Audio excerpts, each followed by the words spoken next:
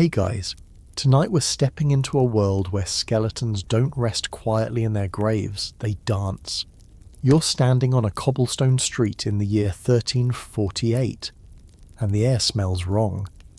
It's not just the usual medieval blend of horse manure and unwashed bodies. There's something sweeter underneath, something rotting. You notice a cart rolling past, piled high with bodies wrapped in stained linen. The driver doesn't look at you. Nobody makes eye contact anymore. Death has come to Europe, and it's brought a peculiar kind of madness with it. The Black Death is tearing through this continent like an invisible fire, consuming entire villages in weeks, whole cities in months. You watch as a third of Europe's population simply vanishes, somewhere between 75 and 200 million people gone. But here's what the history books often gloss over. People didn't just die quietly. They died in ways that shattered every certainty medieval society had built. Priests who promised divine protection fell first, often while administering last rites. Wealthy merchants discovered their gold couldn't buy immunity. Kings locked themselves in castles and died anyway. The story may solve mysteries you never had an explanation for, like why an entire civilization became obsessed with dancing skeletons. So, before you explore the story with me, please take a moment to help me subscribe to the channel, like and share this video, or maybe leave a comment below, but make sure you do it when you really like what I bring to you. Tell me where you're watching from tonight, or maybe share what draws you to these darker corners of history. Now, let's keep the lights as soft as possible. Turn on the fan for a gentle sound to help the story feel more emotional, and let's embark on tonight's journey together.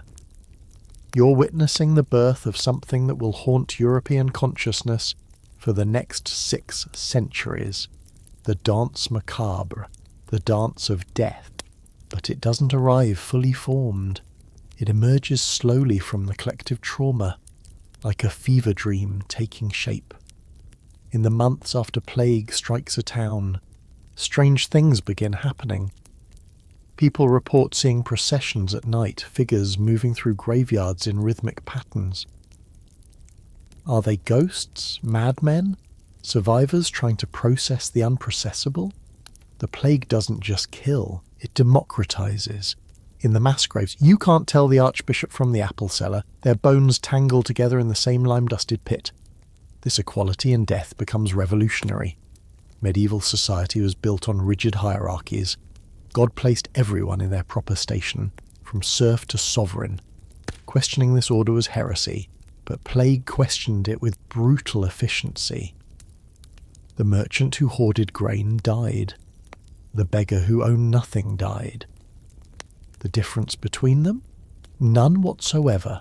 You walk past a church where a painter has begun covering the wall with something unprecedented. He's not depicting Christ's suffering or Mary's grace. He's painting skeletons, dozens of them, each leading a living person by the hand. A skeleton in a crown leads a king. Another in papal robes leads the Pope himself. Merchants, knights, maidens, monks, all dancing with their bony partners towards an open grave. The painter works quickly, almost frantically. Perhaps he knows he might not live to finish it. This imagery strikes at something primal. Medieval people lived intimately with death in ways you probably don't. Families slept in rooms where grandparents had died. Churches displayed the bones of saints in jeweled boxes. Executions were public entertainment. But plague death was different. It was overwhelming, indiscriminate, and utterly unstoppable. The Danse Macabre became a way to process this, to give form to formless terror. Here's a quirky detail historians love. Some of the earliest Dance of Death images show the skeletons actually smiling, not grinning menacingly, genuinely seeming to enjoy themselves. Death isn't portrayed as grim or sorrowful, it's almost playful, even mischievous. There's a dark humour to it that feels distinctly medieval. Death isn't angry at humanity, It's simply doing its job with a certain jaunty enthusiasm. In some French murals, the skeleton leading a wealthy banker appears to be telling him a joke, one bony hand gesturing dramatically while the other tugs the terrified man toward the grave. The banker clutches his purse. The skeleton doesn't care about the purse. The phrase Danse Macabre itself carries mystery. Where does macabre come from? Nobody knows for certain. Some scholars trace it to the Hebrew word makabir, gravediggers. Others point to a possibly apocryphal Parisian monk named Macabre who wrote early poems about death. Still others suggest it derives from the Arabic makbara, cemetery, brought back to Europe by crusaders. Historians still argue whether the word existed before the artistic tradition or emerged from it, a chicken and egg question lost to time. The earliest written reference appears in a 1376 poem by Jean Lefebvre, but even he doesn't explain where he got the term. You notice something else in these early images. The dance is always a circle or a line, never chaotic. There's order to it, choreography. Death might be inevitable, but it follows rules. Everyone gets their turn. The skeleton leading the emperor doesn't skip ahead to grab the peasant first. This suggests something almost comforting. Mortality might be universal, but it's also orderly, predictable in its own way. By 1350, the first wave of plague has subsided, leaving Europe fundamentally changed. Entire villages stand empty. Fields return to forest. Churches lack priests. But in this devastation, the Danse Macabre begins to spread, not as disease but as idea. Artists in France paint it. German poets write verses about it. Italian sculptors carve it into cemetery walls. The dance becomes how Europe talks about what just happened, a shared vocabulary of trauma. You watch a group of survivors gather in a town square at dusk. Someone begins humming a melody, low, rhythmic, almost hypnotic. Others join in. They begin to move, swaying at first, then stepping in time. It's not quite dancing, not quite ritual. Their faces show no joy, but also no terror. They're doing something humans have always done when confronted with the incomprehensible. They're creating meaning through pattern, through repetition, through art. The mainstream historical fact stands clear. The Black Death killed between 1/3 and 1/2 of Europe's population between 1347 and 1353, making it the deadliest pandemic in human history. But here's what makes the Danse Macabre fascinating. It wasn't just a reaction to death. It was a revolution in how death was understood, depicted, and discussed before the plague. Death in art was either Christ's sacrifice or the souls in purgatory. After the plague, death became a character, personified, animated, and strangely relatable. The transformation happened quickly. In 1340, no European church displayed dancing skeletons. By 1360, they were appearing from Paris to Prague. This wasn't coordinated. There was no medieval Vatican decree ordering artists to paint death dances. Instead, the idea spread organically, like the plague itself had, carried by travellers, pilgrims, and merchants who'd seen it somewhere else and brought the concept home. You notice something peculiar about the survivors around you. They're not paralysed by grief, though surely they've lost family members. They're strangely energised, purposeful. Some are renovating damaged buildings. Others are negotiating new labour contracts. With so many workers dead, peasants can suddenly demand higher wages. A few are painting, writing, creating. Crisis has shattered the old order. And in the rubble, people are building something new. The Danse Macabre is part of that rebuilding, a way to acknowledge what happened without being destroyed by it.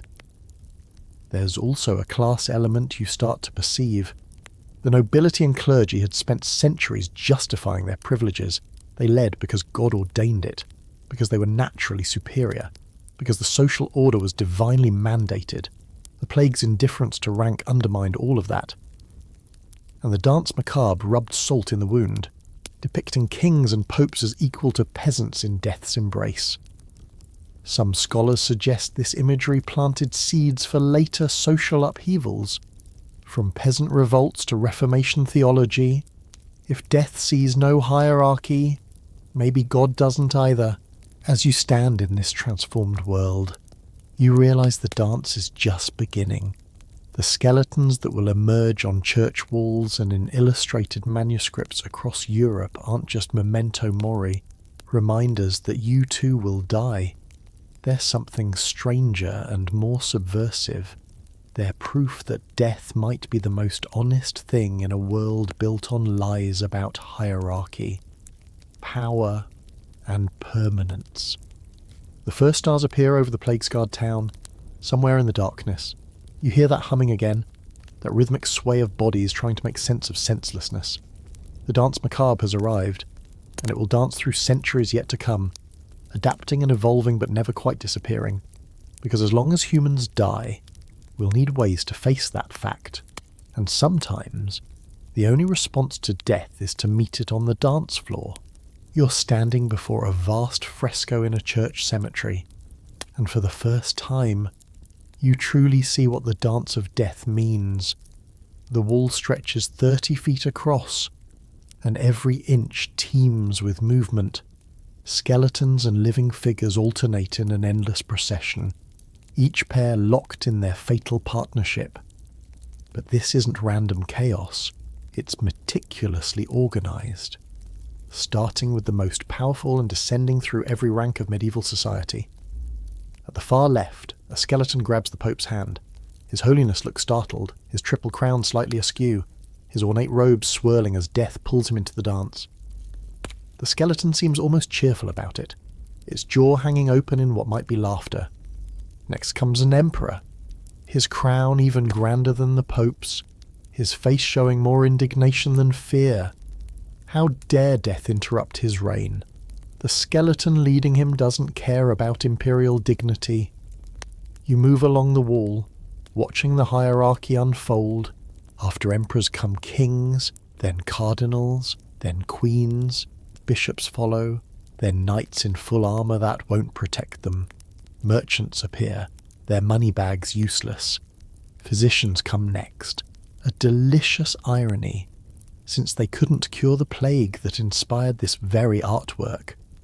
Peasants dance near the end, and finally, at the very conclusion, you see a child, perhaps the most heartbreaking figure of all, hand in hand with a skeleton no taller than itself. This is the genius of the Danse Macabre. It creates a mirror image of medieval society, but one where earthly power means nothing. Every pretension, every title, every carefully maintained distinction between noble and commoner dissolves the moment death taps your shoulder. The message isn't subtle, it's revolutionary dressed in artistic clothing. Radical theology hiding behind church walls. Here's something mainstream historians confirm. The most famous early Danse Macabre was painted in 1424 at the Cemetery of the Innocents in Paris. Though the image itself has long since vanished, we know about it through written descriptions and later copies. It featured 32 pairs of dancers, death and human, in endless alternation. The verses accompanying each figure were attributed to Jean Gerson, the Chancellor of the University of Paris. Though some scholars dispute this attribution even today, you notice how each skeleton addresses its partner. Painted scrolls emerge from their mouths, bearing verses in medieval French. Death speaks directly to the Pope.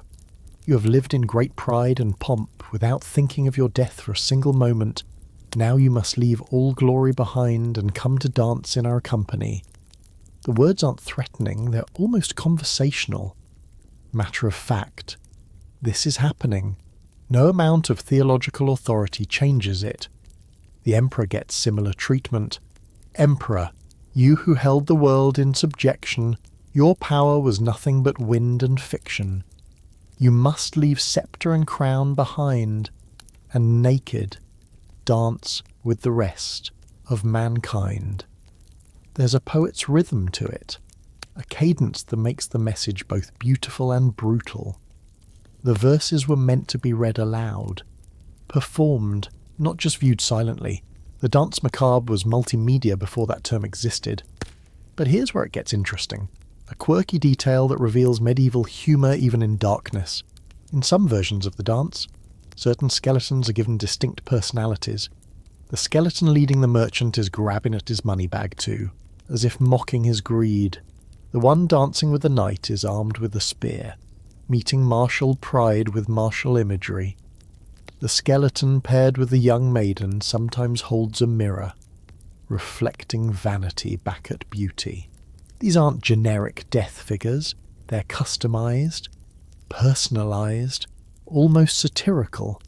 The social commentary cuts deep. When the skeleton addresses the merchant, the verse reads, "You whose life was buying and selling, always scheming, always dealing, you hoarded gold with endless care, but naked you'll dance, with nothing to spare." Medieval merchants occupied an uncomfortable position, necessary for commerce but suspected of greed. Useful but morally questionable.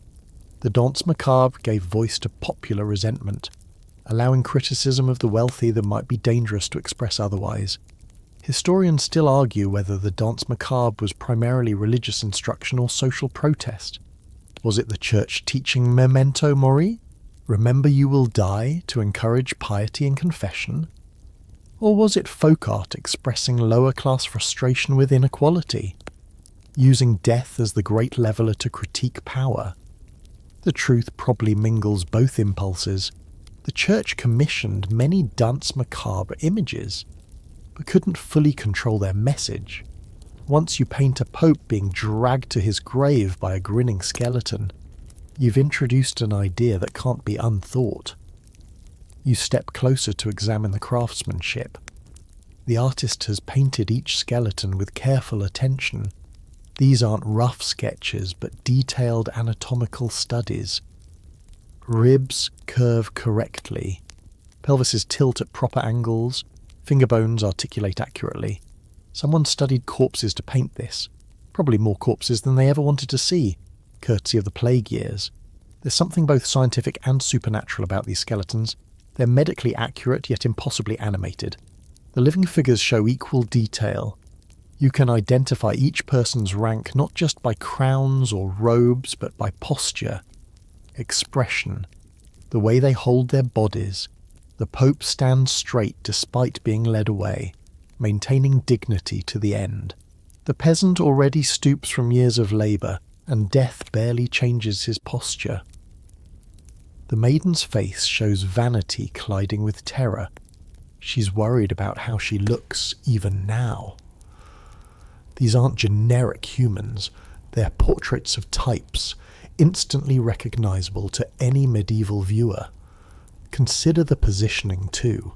In normal church art, hierarchy matters immensely. The Pope would be painted larger than a bishop, an emperor larger than a knight. Size indicated importance in God's eyes. But in the Danse Macabre, everyone is painted the same size. Pope and peasant stand equally tall. This visual equality reinforces the textual message. Death sees no hierarchy. It's a radical artistic choice. One that must have unsettled powerful viewers even as they commission these works for church walls. Here's another layer you might miss. The dance itself matters. Medieval people understood different types of dances.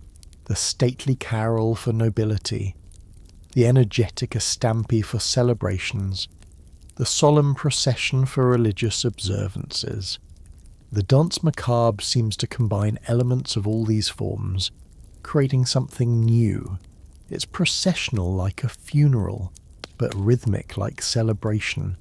It's orderly like a courtly dance, but includes everyone like a village festival. The ambiguity is intentional. This isn't quite celebration, not quite mourning, but something in between. You watch sunlight move across the fresco, and the shadows make the figures seem to move. The skeleton's arms appear to swing. The living figures seem to take hesitant steps. For a moment, you almost hear music, something between a dirge and a folk tune, played on instruments that might include flutes and drums, maybe a fiddle scraping out a melody both mournful and oddly catchy. The mainstream historical fact bears repeating. These images appeared all over Europe within decades of the Black Death. Paris had its famous Cemetery of the Innocents version. Basil painted one on the cemetery wall of the Dominican monastery. Lübeck created an elaborate dance in the Marienkirche. Tallinn in Estonia had one. So did churches in London, though it was destroyed during the Great Fire of 1666. The speed of spread suggests this imagery answered a widespread psychological need. But why skeletons specifically? Medieval people had other symbols for death. The Grim Reaper with his scythe, for instance. Though that image came later. Skeletons are what remain after flesh rots, after the individual person disappears and only the universal structure remains. You can't tell if a skeleton was beautiful or ugly, kind or cruel. You certainly can't tell if it was rich or poor. A skeleton is the ultimate equalizer. Humanity reduced to its bare framework. It's also slightly absurd, which allows for that dark humour threading through the images. A dancing skeleton shouldn't be frightening. It's anatomically impossible. Ridiculous, even. But somehow it is frightening. And that contradiction creates the tension that makes the Danse Macabre so memorable. You step back to see the full fresco again. 32 figures frozen in eternal dance. The living reluctant, the dead insistent. Every viewer who passes this wall must confront their own mortality, must see themselves somewhere in that procession. The peasant viewer sees the emperor die. The wealthy merchant sees his gold mean nothing. Everyone gets the same message. Your turn is coming, so live accordingly.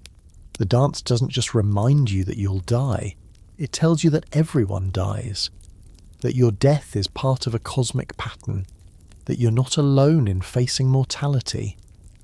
There's something almost comforting in that universality. Despite the grim subject matter, you're not being singled out. Death comes for everyone, from the most powerful to the most humble. And in that equality, there's a strange kind of justice. You push open the heavy wooden door of a small parish church somewhere in southern France, and the smell of damp stone and incense washes over you. Your eyes adjust to the dim interior, lit only by candles flickering near the altar and weak sunlight filtering through narrow windows. Then you see it. The entire north wall has been transformed into a gallery of death. The fresco wraps around the corner, continuing onto the western wall, an unbroken narrative of skeletal dancers and their mortal partners. But this isn't the polished work you saw in the cemetery. This is rougher, more immediate, painted by a local artist who may have lost half his family to plague. The skeletons here are slightly malformed, their proportions not quite right, which somehow makes them more unsettling. The living figures have faces you might recognise, the local lord, perhaps, or the village priest. This dance feels personal. Churches across Europe became canvases for the Danse Macabre, transforming sacred spaces into constant reminders of mortality. You have to understand how radical this was. Church walls had always been teaching tools, the Bible in pictures for an illiterate population, but those pictures traditionally showed biblical scenes, saints' lives, Christ's passion. The Danse Macabre was different. It wasn't directly scriptural, it was commentary, interpretation, a theological argument painted in pigment and plaster. Here's a mainstream fact that illuminates the scale. By 1500, nearly every major city in France, Germany, Switzerland, and parts of Italy had at least one significant Danse Macabre painting in a church or cemetery. Some cities had several. These weren't small works tucked in corners, they were prominent, impossible to miss, often covering entire walls or surrounding cloisters. The church wasn't just tolerating this imagery, it was actively commissioning it, paying artists significant sums to cover sacred spaces with dancing skeletons. You walk slowly along the fresco, reading the verses painted beneath each figure. They are in the local dialect, not Latin, which tells you something important. This message is meant for everyone, not just the educated elite who could read the language of the church. The skeleton addressing a lawyer says, "Master of law with your arguments clever. Your words and writs won't help you never. Justice you twisted. Truth you sold. Now dance with me in death's cold hold." There's real anger in those words, a sense that someone's settling scores. The artist has included local details that make the dance immediate and specific. The merchant wears the style of hat popular in this region. The noble's coat of arms matches a family that actually rules nearby. The peasant holds the specific type of hoe used in these fields. This isn't some distant universal dance. It's happening here, to people you might know, people you might be. The message becomes impossible to ignore when the emperor in the dance looks suspiciously like the Holy Roman Emperor who taxed this province last year. Here's where it gets quirky. Some churches added their own figures to the traditional dance. In one church in Bavaria, a skeleton dances with an astrologer, a swipe at the pseudoscience popular among nobles. In another, death partners with a moneylender, his ledger book spilling from his arms. In Spain, a dance includes a conquistador returning from the New World, his pockets full of gold that won't save him. Each region customized the dance to reflect local anxieties, local grievances, local power structures that needed questioning. You notice something else about these church paintings. They're positioned deliberately. Many Danse Macabre frescoes appear on the walls that parishioners face while leaving church. You receive communion, you hear the sermon, you pray, and then you walk toward the door and confront the dance. It's the last thing you see before returning to daily life. A final reminder to live righteously because death could come at any moment. The placement isn't accidental, it's psychological warfare against complacency. The technique varies from church to church. Some artists work in true fresco, painting directly onto wet plaster so the pigments bond chemically with the wall. Others use secco technique, applying paint to dry plaster. The fresco method creates more durable images but requires working quickly before the plaster dries. You wonder if some artists saw metaphorical meaning in that, painting death against time itself, racing the clock just as everyone in the dance is racing toward the grave. Historians still argue whether these church paintings were meant to terrify people into piety or to comfort them with death's universality. Some scholars emphasize the memento mori aspect. These images exist to make you confess your sins, to scare you into righteousness through fear of death and judgment. Others see them as more subversive, as folk art that uses the church's own walls to critique the church's power structures. After all, the Pope looks just as frightened as anyone else when death grabs his hand. The colour palette tells its own story. Many Danse Macabre frescoes use earth tones, ochres, umbers, the reddish-brown of iron oxide. The skeletons are often painted in pale yellows or whites, making them pop against darker backgrounds.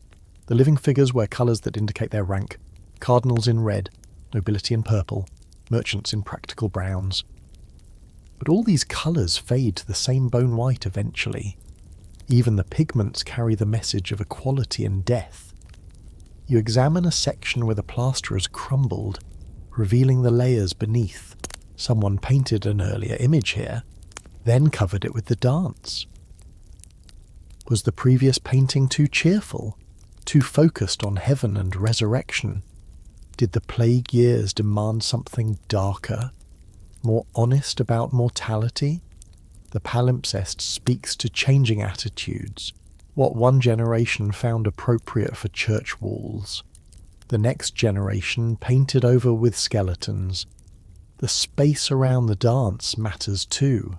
Some churches position the fresco near the baptismal font, "You're born, and already death waits." Others place it near the confessional, reminding penitents why confession matters. In one church you know of, the dance covers the wall behind which bodies are buried, making the message literal. The dead are on the other side of this wall, and they were once just like you.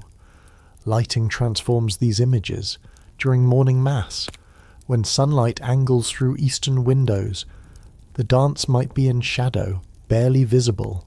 But in evening, when candles are lit, the flickering light makes the figures seem to move.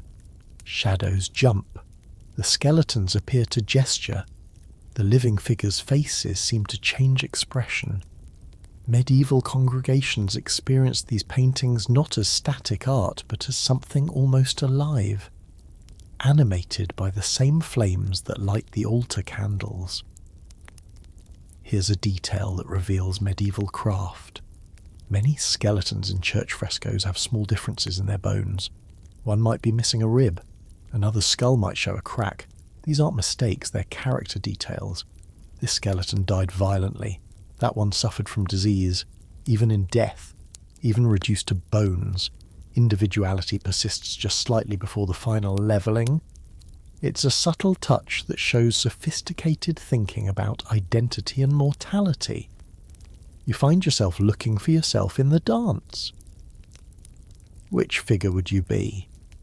Not the Pope or Emperor, you're not that powerful. Not the peasant. You're educated enough to be reading these verses. Maybe the clerk, the minor merchant, the soldier. Every viewer plays this game, consciously or not, finding their place in the procession, imagining their own skeleton partner waiting patiently for the moment to begin the dance. The mainstream historical record confirms what you're experiencing viscerally. These church paintings became pilgrimage destinations. People travelled specifically to see famous Danse Macabre frescoes, much like they'd visit shrines or relics. The dance at Basel was particularly renowned. So was the one in Paris. Guidebooks from the period mention them as sites worth visiting. Death tourism, essentially, centuries before that term existed. But not everyone appreciated the imagery. Some clerics objected to the prominence of skeletons in sacred spaces. A few sermons survive condemning the dance as too morbid, too focused on death rather than resurrection, too willing to show church leaders humiliated. These objections didn't stop the trend, but they revealed tension within the church itself about how to memorialize the plague years and their theological implications. You notice that children appear rarely in church Danse Macabre paintings, though they were common in cemetery versions. Perhaps artists or patrons felt depicting dead children in churches was too upsetting for congregations already traumatized by child mortality. Or perhaps the omission reflects discomfort with the theological problem children posed. Unbaptized children dying of plague couldn't enter heaven according to strict doctrine, a harsh teaching that many found unbearable. The frescoes age as you watch, not literally, but you can see how time has touched them. Water damage here, where rain leaked through the roof, smoke staining there, from centuries of candles. Someone tried to clean this section poorly, scrubbing away details. Another section shows deliberate effacement, scratches, as if someone tried to destroy the image. Was it Protestant iconoclasts during the Reformation? Revolutionary forces during later upheavals? Or just someone angry at death itself, taking out their grief on painted skeletons? You step back to see the full scope. The entire wall becomes a single statement. Memento mori. Remember you will die. But also, remember everyone dies. Remember death comes for power and poverty alike. Remember your wealth, your titles, your accomplishments, all temporary. The only permanent thing is the dance, which has been moving since humanity began and will continue until the last human takes their last breath. The church door opens behind you. An afternoon light streams in, illuminating the dance with sudden clarity. For just a moment, with dust motes swirling in the light beam, you could swear the skeletons moved, took one step forward in their endless procession. Then the door closes. The light fades, and they're frozen again on the wall, waiting for the next viewer, the next soul to contemplate their inevitable partner in the dance. You're standing in a graveyard at dusk, and something impossible is happening. Real people dressed in costumes that expose painted bones on black cloth are dancing among the tombstones. Musicians sit on the cemetery wall, playing drums and flutes, creating a rhythm that's both funereal and strangely compelling. This isn't art on a wall anymore. This is the Danse Macabre brought to life. Performed by actual bodies in actual graveyards, blurring the line between ritual, entertainment, and something darker you can't quite name. The performers move in a line, weaving between gravestones. Some wear skeleton costumes, white bones painted on black fabric that covers them from head to toe, with skull masks over their faces. Others wear their regular clothes, representing the living members of the dance. A man dressed as a pope processes solemnly, his paper tiara bobbing with each step. Behind him comes someone in a skeleton costume, tugging his sleeve, pulling him along. Then a king, then another skeleton, then a merchant clutching a prop money bag. Here's what mainstream historians confirm. Actual Danse Macabre performances occurred throughout the 15th and 16th centuries, though documentation is frustratingly sparse. Most evidence comes from city records showing payments to performers, or church accounts noting disapproval of graveyard spectacles. A 1453 record from Bruges mentions players who performed the Dance of Death in the churchyard of St. James during the Feast of Corpus Christi. Another from Besançon in 1462 references costumes purchased for the representation of Death's dance. You watch as the procession winds through the cemetery. The performers don't speak, the verses you know from painted versions aren't recited. Instead, the dance communicates through movement and gesture. Each skeleton approaches its assigned partner with stylized motions, a beckoning hand, a bow, a taking of the arm. The living figures respond with exaggerated reactions. The Pope recoils. The Emperor gestures imperiously. The merchant clutches his money tighter. It's mime. It's dance.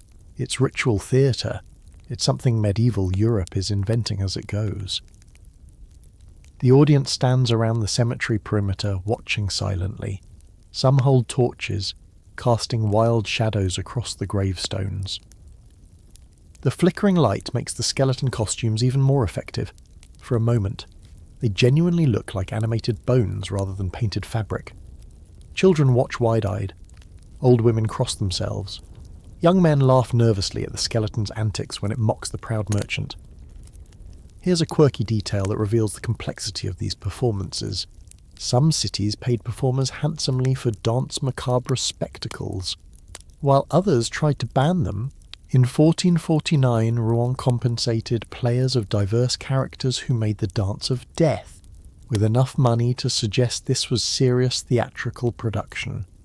But in 1486, the City Council of Paris issued an ordinance against disorderly gatherings in cemeteries for the purpose of masked dances and other profane spectacles. The dance was simultaneously valued entertainment and suspicious disruption. You notice something about the performers' movements. They're trained. This isn't random prancing.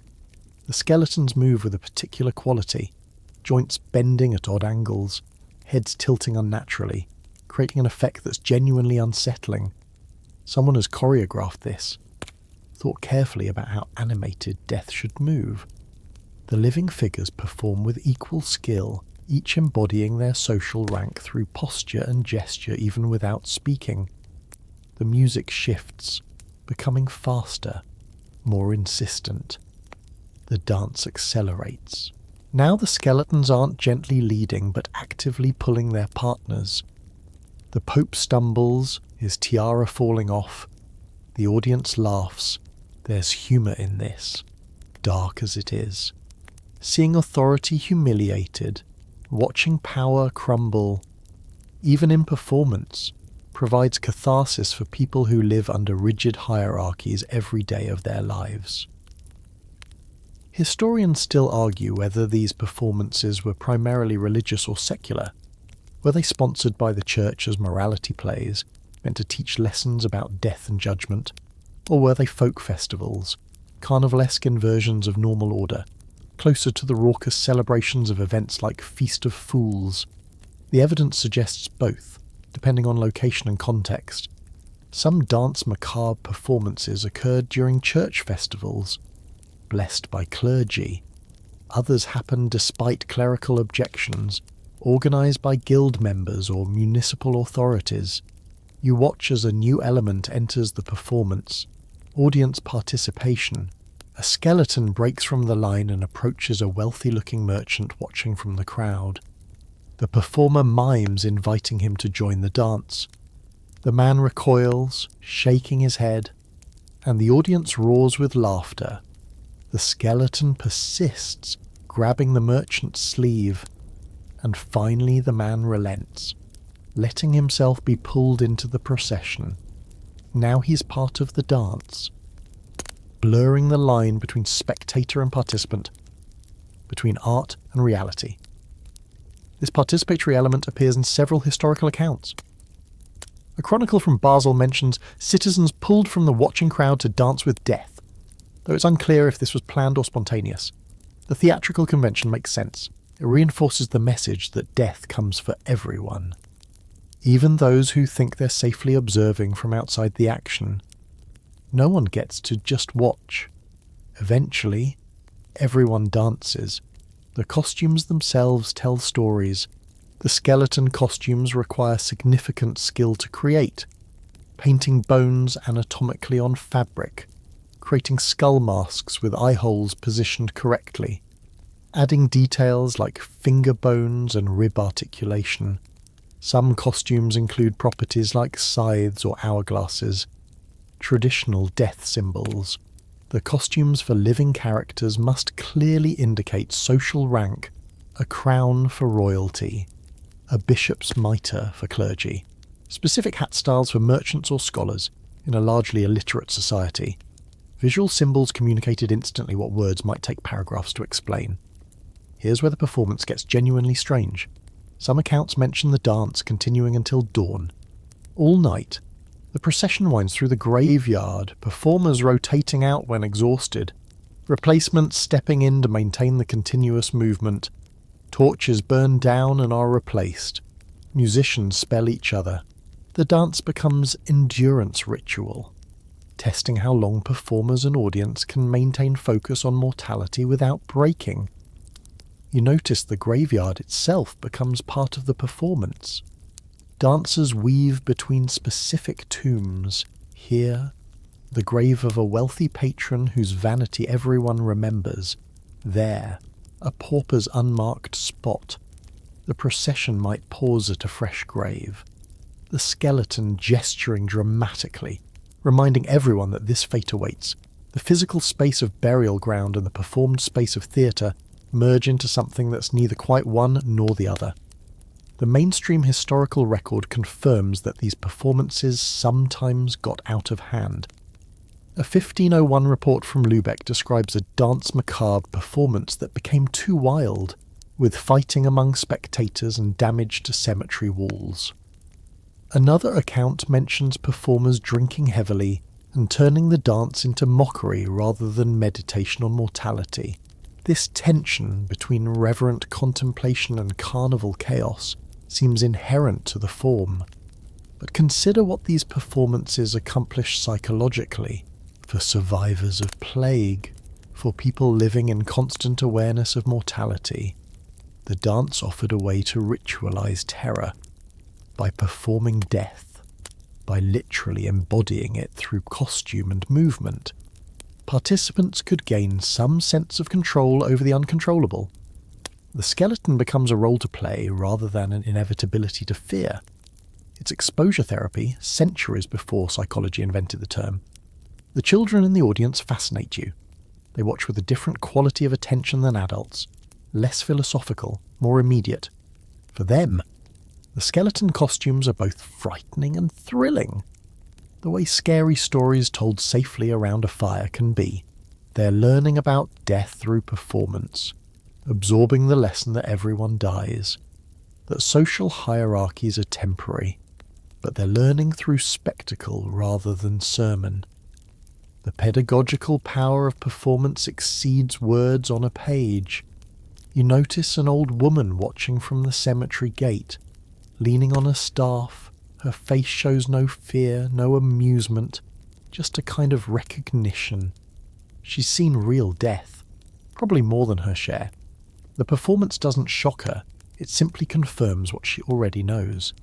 The dance is for younger people who still think death is abstract, who need to be reminded of what age and experience eventually teach anyway. The dance reaches its climax. All the performers, skeletons and living figures form a circle around an open grave at the cemetery's centre. They move faster now, truly dancing, the rhythm becoming almost hypnotic. Then, suddenly, they stop. Complete stillness. The silence after all that movement and music is profound into that silence. A single church bell tolls, once, twice, 3 times. The performers bow to the audience and begin filing out of the graveyard, still in formation, skeleton and human alternating, disappearing into the darkness beyond the torchlight. The audience disperses slowly, talking quietly among themselves. Some laugh nervously, releasing tension. Others remain silent, contemplative. A few head immediately toward the church, perhaps to pray, perhaps to confess, reminded by the performance that their time will come. The graveyard empties except for the actual dead beneath the ground, who may or may not care that living people just danced above them, performing mortality like a play that will eventually become reality for every performer and every viewer. You stand alone among the tombstones as the last torches gutter out. The performance has ended, but in a sense, the Danse Macabre never ends. It's always happening somewhere, on church walls, in manuscripts, in memories, in the slow, inevitable procession of human life toward death. Tonight it was theatre. Tomorrow it will be art again.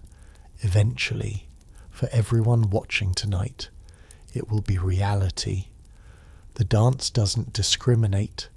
It simply waits, patient as stone, for the music to begin again. You're holding a slim manuscript, its vellum pages crackling slightly as you turn them. The year is 1376, and you're reading something that will help transform the Danse Macabre from visual art and performance into literature. The text is a poem, verses in medieval French, and each stanza gives voice to death, speaking directly to a representative of society. This is new, not just showing the dance, but letting death speak, giving the skeleton a personality, a tone, an argument. The poet's name is Jean Lefebvre, a Parisian writer and lawyer, and he's just completed Le Respite de la Mort, Death's Respite. Within this longer work, he includes what might be the earliest written version of the Danse Macabre verses. You read death's words to a cardinal.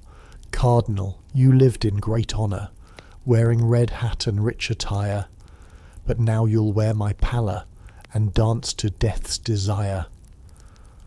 The rhyme works better in French, but even in translation, the directness startles you. Here's the mainstream fact. Literature gave the Danse Macabre a voice it couldn't have in purely visual form. Paintings showed death leading its partners, but couldn't convey the dark humour, the philosophical arguments, the specific accusations that words could deliver. By the late 14th century, poets across Europe were crafting Danse Macabre verses, each giving death a slightly different personality, sometimes stern moralist, sometimes mocking jester, sometimes weary labourer simply doing an eternal job. You flip through more pages and find another poem, this one anonymous. From a monastery in Germany, here death addresses an abbot. You ruled your monks with iron hand, you ate rich food while others fasted, your authority won't withstand the hour when I've come to collect the wages you've earned at last. There's real anger in these lines, social criticism wrapped in memento mori. The poet isn't just reminding the abbot he'll die, He's suggesting the abbot deserves to die for his hypocrisy. The literary Danse Macabre does something visual versions can't quite accomplish. It allows response. Some poems include the living figure arguing back, pleading for more time, offering excuses. A merchant might say, "But my business isn't finished, my accounts aren't settled." Death replies, essentially, "Should have thought of that sooner." These dialogues create dramatic tension, personality, stakes beyond the simple fact of mortality. Here's a quirky detail scholars love. Some Danse Macabre poems are genuinely funny.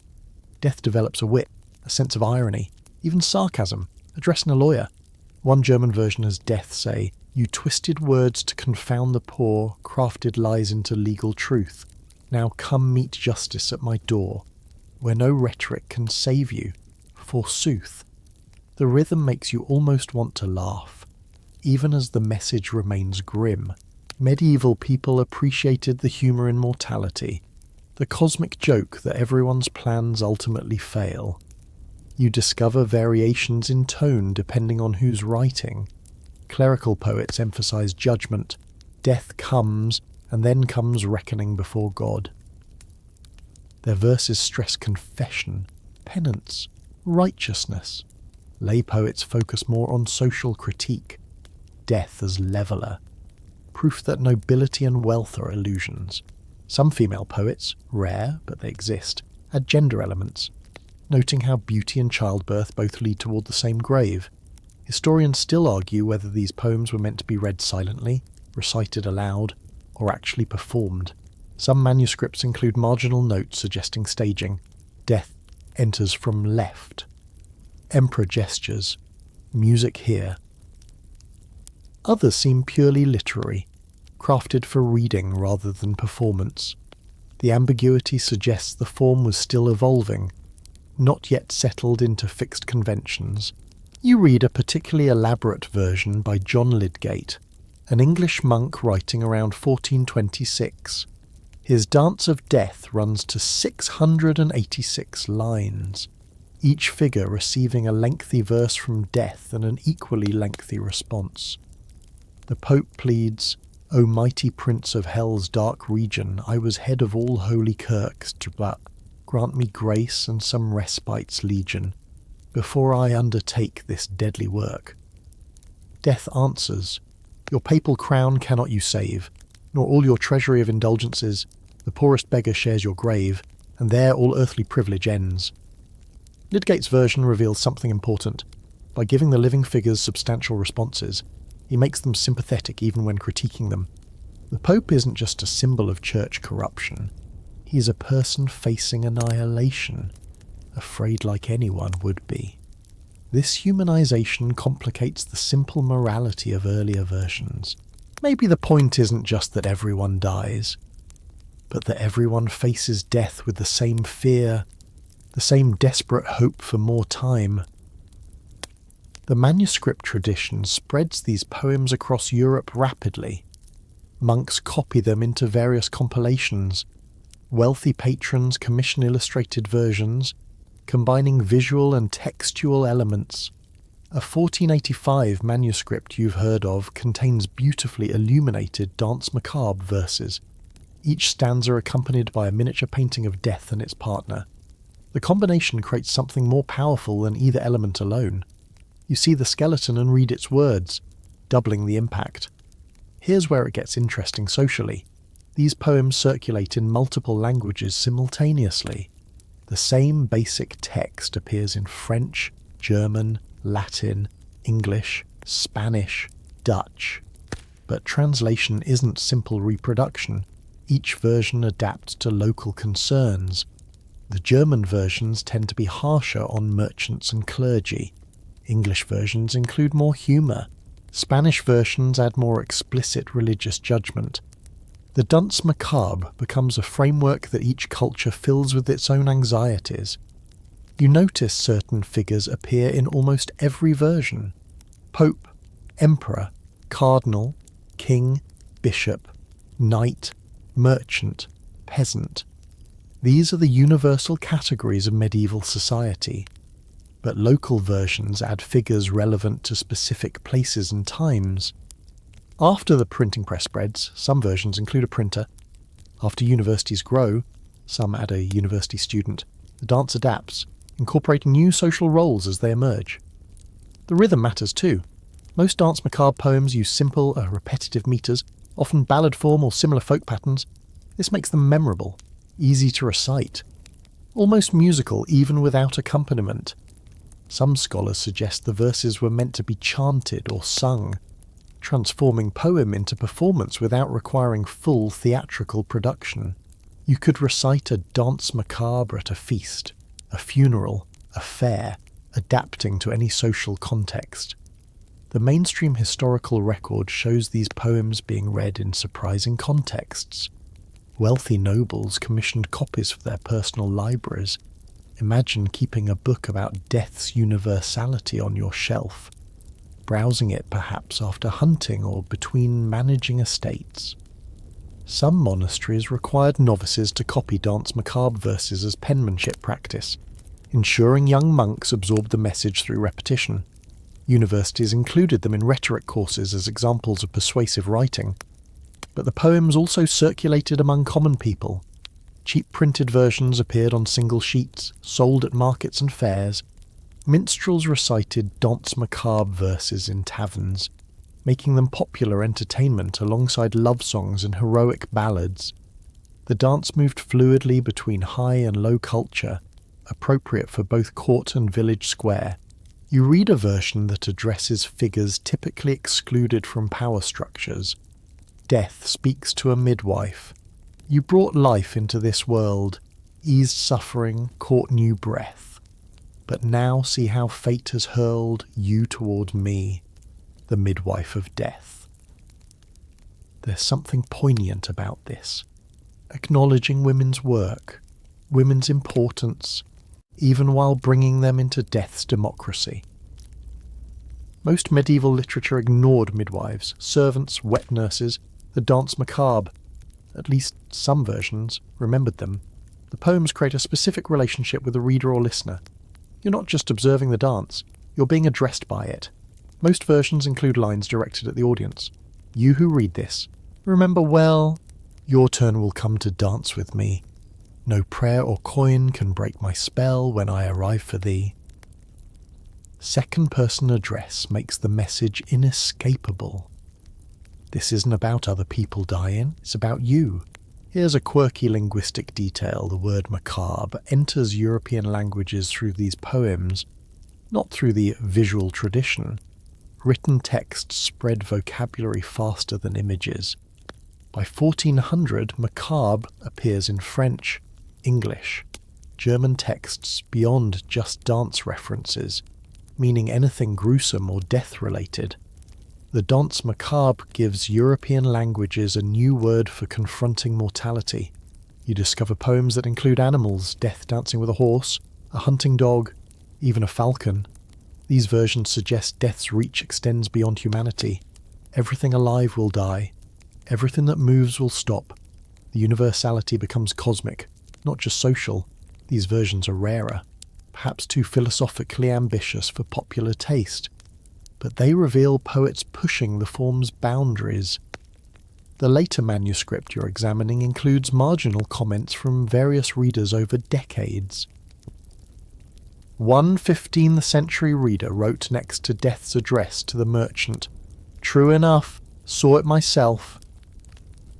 Another, beside the emperor's plea, "Would that all rulers remembered this?" A third, next to the peasant, "But we die hardest, for we die twice, once from hunger, once from death." The manuscript becomes conversation across time, readers arguing with the text, with each other, with death itself. You close the book carefully. The vellum is fragile, the ink fading in places, but the words persist.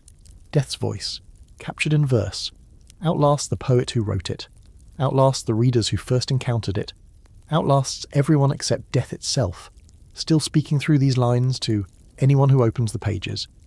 The Danse Macabre in literature achieves a permanence even painting and performance can't match. words preserving the dance through centuries, letting death speak long after every skeleton has stopped dancing. You're standing in a print shop in Mainz, Germany, in the year 1493, and the smell of ink and metal fills your nostrils. The printing press clacks rhythmically as the pressman pulls the lever, transferring image and text from carved woodblock to paper. You watch as a fresh sheet emerges, still wet, showing a skeleton leading a bishop by the hand. This is the Danse Macabre entering a new phase, mass production. What once required months of careful painting or years of manuscript copying can now be reproduced hundreds of times in days. The book being printed is the Nuremberg Chronicle, one of the most ambitious publishing projects of the era. It contains a Danse Macabre sequence among its many illustrations, bringing dancing skeletons to people who will never visit Paris or Basel, who will never see the famous church frescoes. The woodcut images are simpler than painted versions, cruder in some ways, but they travel, they multiply, they democratize death's dance. Here's the mainstream historical fact. The printing press, invented by Gutenberg around 1440, transformed the Danse Macabre from localized phenomenon to international culture. Within 50 years of the press's invention, printed Danse Macabre images circulated from Portugal to Poland, from Sicily to Scotland. Books, broadsheets, pamphlets, all carried variations of the dance, making it one of the most widely distributed artistic motifs of the early modern period. You examine the woodcut closely. The artist has carved away the wooden block around the image, leaving the skeleton and bishop raised. When inked and pressed, these raised lines transfer to paper. The technique is less detailed than engraving, but faster, cheaper, more suited to mass production. The skeleton's ribs are suggested by parallel lines. The bishop's robes show simplified folds. But the essential message comes through perfectly. Death takes even high clergy, and no amount of ecclesiastical authority prevents it. The pressman pulls another sheet, then another, each one identical. This repetition itself carries meaning. The Danse Macabre is not unique, not singular, but universal and multiplied, like death itself. Every copy reminds another reader, another household, another town that the dance continues everywhere, always. Here's a quirky detail that reveals the print revolution's impact. By 1500, you could buy a Danse Macabre broadsheet at a fair for less than the cost of a loaf of bread. Single-sheet prints became affordable decoration for taverns, workshops, even peasant homes. What began as expensive church frescoes commissioned by wealthy patrons became available to anyone with a few coins. Death's democracy extended to who could afford representations of death's democracy. You watch the printer add text below the image, verses describing the skeleton's conversation with the bishop. The text is set in movable type, individual metal letters arranged to spell out death's words. Unlike woodcut images that must be carved fresh for each design, these letters can be rearranged endlessly, creating new verses, new combinations, new arguments. The flexibility of movable type means Danse Macabre texts can be customized, updated, adapted faster than ever before. The most famous printed Danse Macabre comes from Guillaume Marchand, a Parisian printer who published an elaborate edition in 1485. His version includes woodcuts based on the now destroyed Cemetery of the Innocents fresco, preserving the lost masterpiece for posterity. Marchand's book becomes wildly successful, requiring multiple reprints and spawning countless imitations. You've heard it selling across France, carried by book peddlers from town to town, bringing dancing skeletons to places that had never seen them before. Historians still argue whether printing diluted or intensified the Danse Macabre's impact. Some scholars suggest mass production made the images too familiar, reducing their psychological power through overexposure. Others argue wider distribution meant more people confronted mortality through these images, making the dance more influential than ever. The evidence supports both positions. Familiarity can breed either contempt or deep cultural penetration. You notice the printer is working on a series. One sheet shows death and the Pope, another shows death and the Emperor, another shows death and a merchant. These sheets can be sold individually or bound together as a book. The modularity is new. Customers can buy just the figures relevant to their interests or fears. A merchant might purchase only the merchant sheet, hanging it in his counting house as a reminder not to get too attached to his ledgers. The woodcut technique allows certain artistic choices impossible in painting. Lines can be stark, black and white with no middle tones, creating high contrast that's almost graphic in its simplicity. Some artists use this to emphasize the skeleton's boniness, carving deep shadows between ribs, making skulls look especially hollow. Others use heavy black backgrounds to make the white bones pop forward, as if death is emerging from darkness into the viewer's world. You pick up a broadsheet that's been hand-coloured after printing. Someone bought the basic black and white woodcut and added pigments, red for the cardinal's robes, gold for the emperor's crown, pink for live and flesh tones. This hybrid of mass production and individual customization becomes common. The printed image provides the structure, but buyers or local artists add personal touches, making each copy unique again despite mechanical reproduction. Here's where it gets interesting economically. Printed Danse Macabre images create a market. Printers compete to produce the most elaborate versions, the most figures, the best verses. Some editions include 30 figures in the dance, others include 50. One ambitious printer claims his version includes all ranks of Christian society from Pope to pauper complete. The dance becomes product, commodity, something sold and bought like any other merchandise, which adds another layer of irony to its anti-materialist message. The mainstream historical record shows printing transforming who creates Danse Macabre images. Painted frescoes required trained artists, usually monks or professionals commissioned by the church. Woodcut production involves different skills, carvers who might be craftsmen rather than artists in the traditional sense. Some of the most effective Danse Macabre woodcuts are crude, almost folk art in quality, but their directness gives them power that sophisticated painting sometimes lacks. You examine a printed edition that includes verses in multiple languages. The Latin text appears in the centre, with French translations in one margin, German in another. This multilingual approach wouldn't be practical in manuscript production, too expensive, too time-consuming. But with printing, once the plates are carved and set, producing copies with different text arrangements is relatively simple. The Danse Macabre becomes truly international, speaking death's universal language through multiple vernaculars simultaneously. The portability matters too. A painted fresco stays where it was painted, immobile, requiring pilgrimage to experience. A manuscript book is expensive, probably chained to a library shelf, but printed broadsheets and cheap books travel easily. Soldiers carry them in their packs. Merchants include them in their cargo. Missionaries bring them to new territories. The Danse Macabre reaches places the Black Death never did, spreading as idea rather than epidemic. You notice the printer including contemporary updates. His version of the dance includes a figure not present in 14th century originals, a printer himself, standing at his press, with death approaching from behind. The skeleton seems to be reading over the printer's shoulder, checking the text. It's meta, self-aware, acknowledging that even the person producing death imagery will eventually dance. The printer is printing his own memento mori.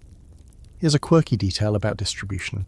Some printed Danse Macabre sheets were specifically designed to be pasted onto walls, essentially creating disposable frescoes. Special paste recipes existed for adhering prints to plaster or wood. This meant even poor churches could have Danse Macabre imagery, buying printed sheets instead of commissioning expensive paintings. The visual language of death's democracy spread through economic democracy of affordable reproduction. The quality varies wildly. Some printers are artists themselves, carving intricate woodcuts with subtle shading achieved through careful line work. Others are hacks, producing crude knockoffs of successful designs. You see one particularly bad version where the skeleton looks more like a stick figure drawn by a child than an anatomically correct death figure. But even bad Danse Macabre prints sell. The message transcends artistic merit. Censorship becomes an issue. Some printed Danse Macabre versions include verses criticizing specific rulers or church officials by name. Authorities sometimes seize these prints, burn them, prosecute printers for sedition, but destroying every copy of a printed work is nearly impossible. There are always more sheets, always another press.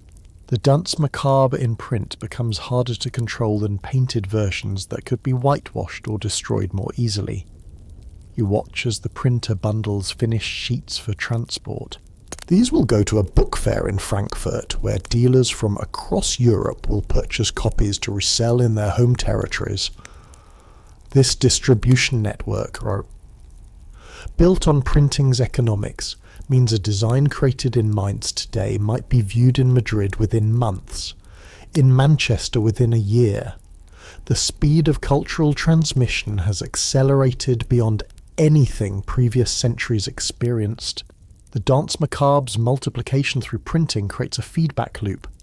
Artists see printed versions from other regions and incorporate those elements into local work. A German woodcut influences a French fresco. An Italian broadsheet inspires an English manuscript illustration. The dance becomes conversation across Europe, different versions commenting on each other, building a shared visual and conceptual vocabulary around mortality. You pick up one final sheet, this one tiny, a playing card. Someone has created Danse Macabre playing cards, each card showing death with a different figure. You could play games with these cards, literally playing with death, gambling while reminded that all stakes are ultimately meaningless. The frivolity and solemnity combine in typically medieval fashion. Death is serious but also can be toy-like, handled, shuffled, dealt like any other hand. The press continues its rhythmic clacking, producing more sheets, more skeletons, more reminders that death comes for everyone.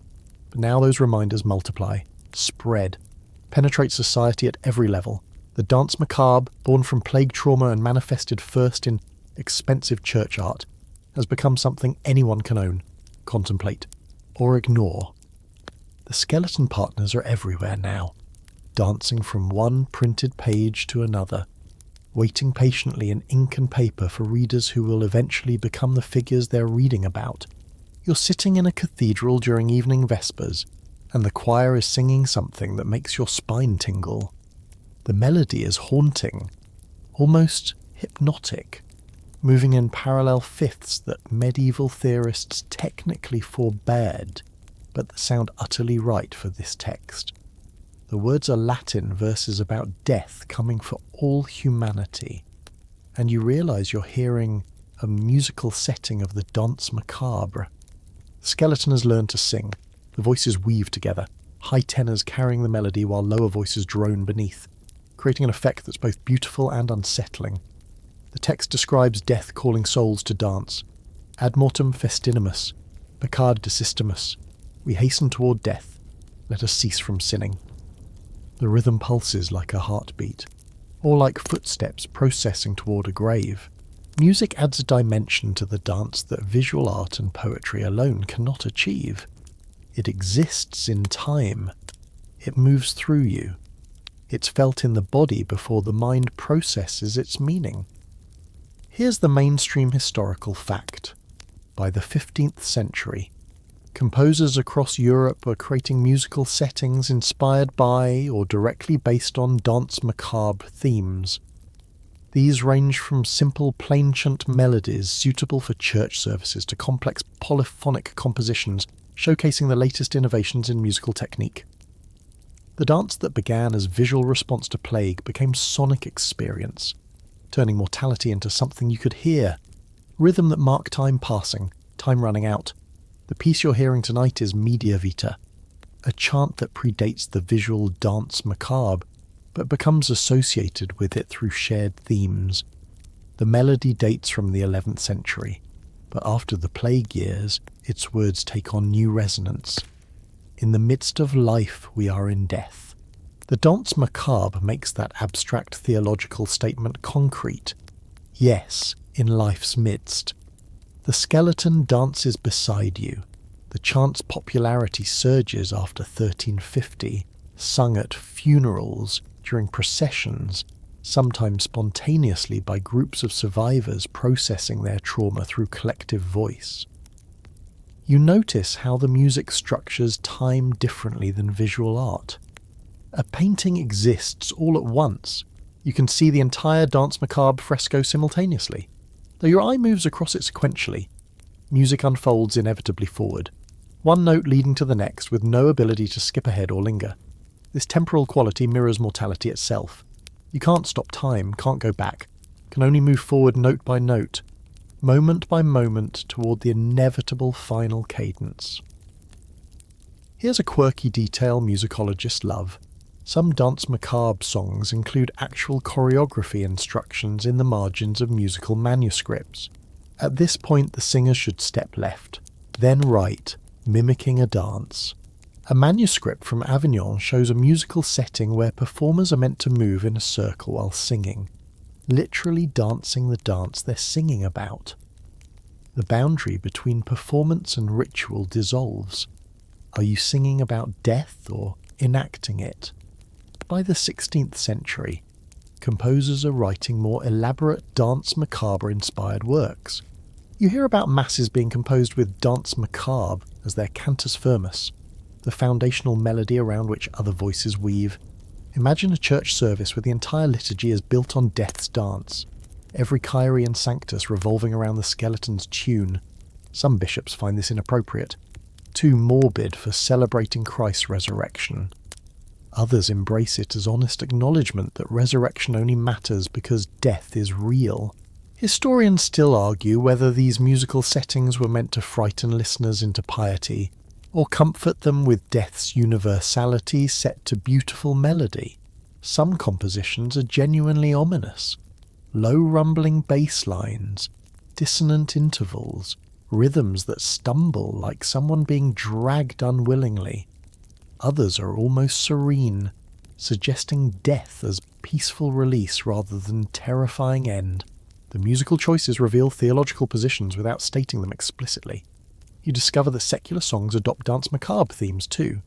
Tavern songs, student songs, songs sung by travelling performers.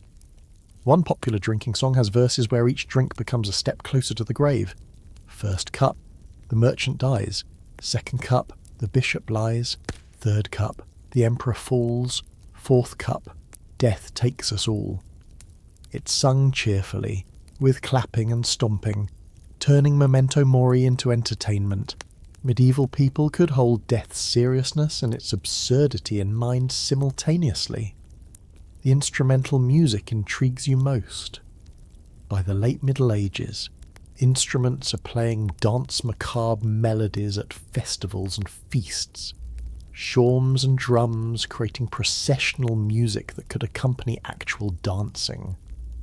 Some accounts describe balls where couples would dance to Danse Macabre tunes, living people partnered with each other, not skeletons, but moving to death's rhythm nonetheless. The music transforms threat into celebration, or perhaps reveals that celebration and threat are two sides of the same mortality. You learn about the Totentanz tradition in Germanic regions, specifically musical Danse Macabre compositions often played during funeral processions. The melody is modal, using scales that sound foreign to your ear if you're used to major and minor keys. The mode creates an ambiguous emotional quality, not quite sad, not quite joyful, existing in the space between, perfect for accompanying a corpse to its grave while reminding mourners their turn approaches. Here's where the music gets genuinely innovative. Some composers use the Danse Macabre structure to experiment with form. A piece might have 30 sections, one for each figure in the dance, each musically distinct but connected by a recurring death motif.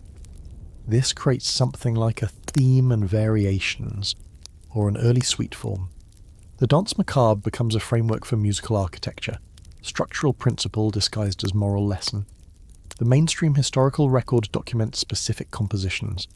Antoine Bremel's Missa pro defunctis, Requiem Mass, from around 1500 includes a movement clearly structured on Danse Macabre principles, with different voice parts entering successively like figures joining the dance. A German composer named Heinrich Isaac writes La Mora, an instrumental piece whose title means the death, and whose rhythmic pattern mimics funeral procession steps. These aren't anonymous folk songs, they're sophisticated art music by renowned composers, proof the Danse Macabre has penetrated high culture completely. You hear about musical manuscripts that combine visual and sonic elements. One famous example includes illustrated Danse Macabre images with musical notation woven around the figures. The skeleton's bones form the staff lines, the notes placed on ribs and skulls. It's clever, perhaps too clever, but it shows artists and musicians collaborating there, recognizing the dance as multimedia phenomenon requiring multiple artistic languages to fully express. The performance contexts vary wildly. The same Danse Macabre melody might be sung solemnly in church during a funeral, played boisterously at a fair by travelling musicians, hummed by a peasant working in fields. Each context changes meaning. In church, it's a memento mori and call to righteousness. At a fair, it's entertainment with a dark edge. Hummed while working is perhaps comfort. Everyone dies, so your hard labour is no worse than an emperor's ease. Ultimately, you notice rhythm particularly matters in Danse Macabre music. Many compositions use dotted rhythms, long notes followed by short, creating a limping, uneven effect. This mirrors how death is often depicted walking, not smoothly, but with a jerky, skeletal gait. The music sounds how animated bones would move, translating visual imagery into sonic experience. Your body responds to the rhythm before your mind interprets the symbolism. Here's a quirky detail. Some Danse Macabre music includes jokes, musical puns, essentially, moments where the composition suddenly shifts tone, throwing in an unexpectedly cheerful major chord in the middle of a sombre minor piece, or having all voices stop except one that continues alone before the others return. These surprise moments create dark humour, audio equivalent of the smiling skeletons in visual depictions. Death has wit, and music can convey that wit through unexpected harmonic or rhythmic choices. Fast forward centuries, and the musical tradition continues. In 1874, Camille Saint-Saëns composes Danse Macabre, an orchestral tone poem that becomes one of the most famous classical pieces worldwide. You haven't heard it yet. You're still in the medieval period, but knowing it will exist suggests something important about the dance's staying power. Saint-Saëns' version includes a solo violin representing death, tuned slightly wrong to sound eerie, playing while other instruments depict various figures joining the dance. The piece ends with a rooster crow as dawn breaks, forcing the skeletons back to their graves. It's Romantic era music, emotionally dramatic in ways medieval compositions weren't, but it's drawing from the same tradition you're experiencing now. The music you're hearing tonight in this cathedral concludes with a final long chord that seems to hang in the air forever before finally resolving. The silence after feels profound, almost physical. The choir has stopped singing, but the message continues resonating in the vaulted space, in your chest, in your awareness. Music's temporal nature means it ends, must end. but its ending mirrors the endings it describes. All songs stop, all dances conclude, all lives reach their final cadence. The Danse Macabre set to music doesn't just describe mortality, it enacts it, dying and ending just like everything else does, leaving only memory and the possibility of repetition. The song sung again tomorrow, next week, next century. As long as humans make music and humans die.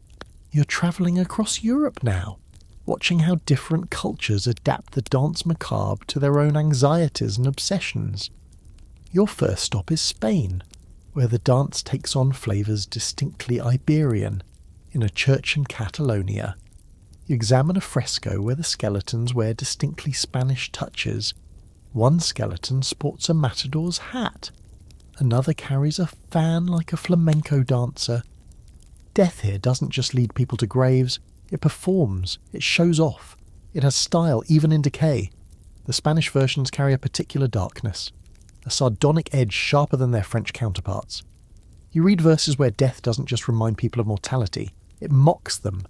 Speaking to a nobleman obsessed with honour and lineage, the Spanish death sneers, "Your ancient blood means nothing now. Your coat of arms won't help somehow. The worms care not whose flesh they eat. Noble bones taste just like street meat." There's genuine cruelty in the humour, less gentle reminder than vicious takedown. Here's the mainstream fact. Spain's Danse Macabre tradition, often called Danza de la Muerte, flourished particularly during the 15th century, producing some of the most elaborate and darkly humorous versions in all of Europe. The most famous Spanish dance appears in a 1400s manuscript now lost. But copies survive. It includes 80 stanzas, 40 figures, each receiving 2 verses, one from death and one response from the victim. The dialogue format allows the condemned to plead, bargain, threaten, bribe, all futilely. You notice Spanish versions often include figures unique to Iberian culture. A rabbi appears in one dance, a Muslim merchant in another. Spain's religious diversity before the Inquisition tightened its grip makes the dance more varied.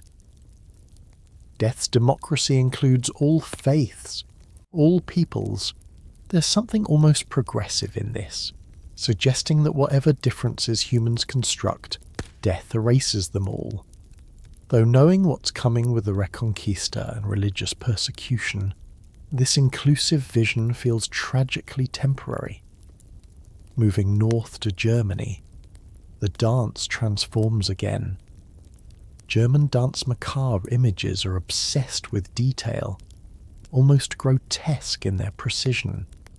You stand before the Lübeck Totentanz, originally painted in 1463, and count 24 pairs of dancers stretching across the church wall. Every skeleton is unique. This one's spine curved from age, that one's skull cracked from violence, another missing finger bones. The German artists refuse to generalize death. They individualize it even in universality. The German verses hit different notes too, less mocking than Spanish, less philosophical than French, more focused on practical moral lessons. Death tells a merchant, "Your scales were false, your measures short, you cheated peasants, scorned the court, now weigh your soul, does it balance true? The merchant you robbed will judge you." There's a specific moral accounting here. Sins tallied like debits in a ledger. German Protestantism hasn't arrived yet, but you sense its coming emphasis on individual conscience and judgment. Here's a quirky detail that reveals German thoroughness. Some German Totentanz paintings include tiny inscriptions identifying not just the social rank of each figure, but sometimes their specific sins.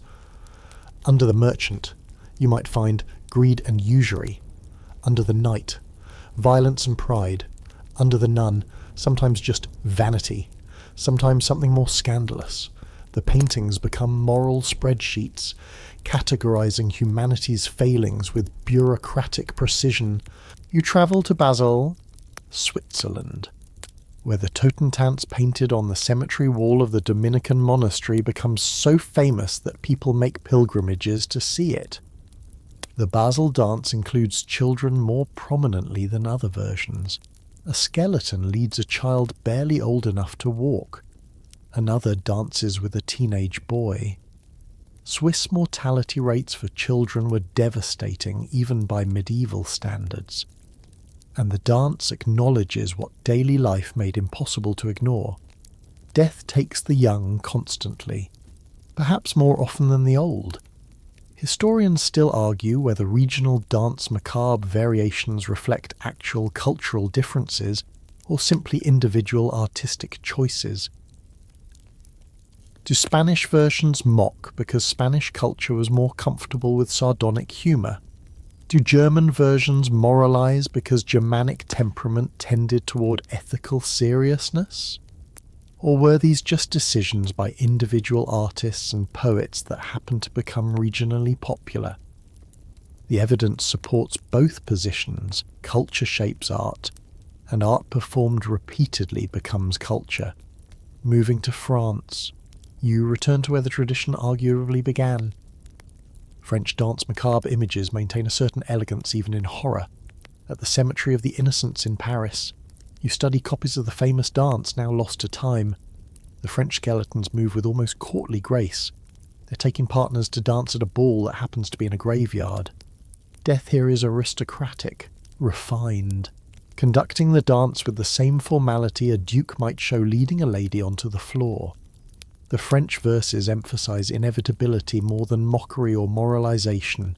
Death tells the king simply, "You are king, I am death's sovereign, your crown is mine, your throne my domain, no parliament can pass laws against me, no army can fight what they cannot see." It's statement of fact rather than criticism. This is how things are, have always been, will always be. Very French. Perhaps, accepting reality with philosophical resignation. You notice French versions often include more women than other national traditions. Queens, abbesses, maidens, wives, all dance with their skeleton partners. Some art historians suggest this reflects French courtly love traditions that elevated women's social visibility. Others argue it simply acknowledges that women died in plague too, obviously, and excluding them would be dishonest. Either way, the French Danse Macabre gives women voices, lets them argue with death, grants them the same terrified dignity men receive. In Italy, the dance takes on different visual characteristics. Italian artists, trained in emerging Renaissance techniques, paint skeletons with almost scientific precision. You see anatomical accuracy that Northern European artists don't achieve.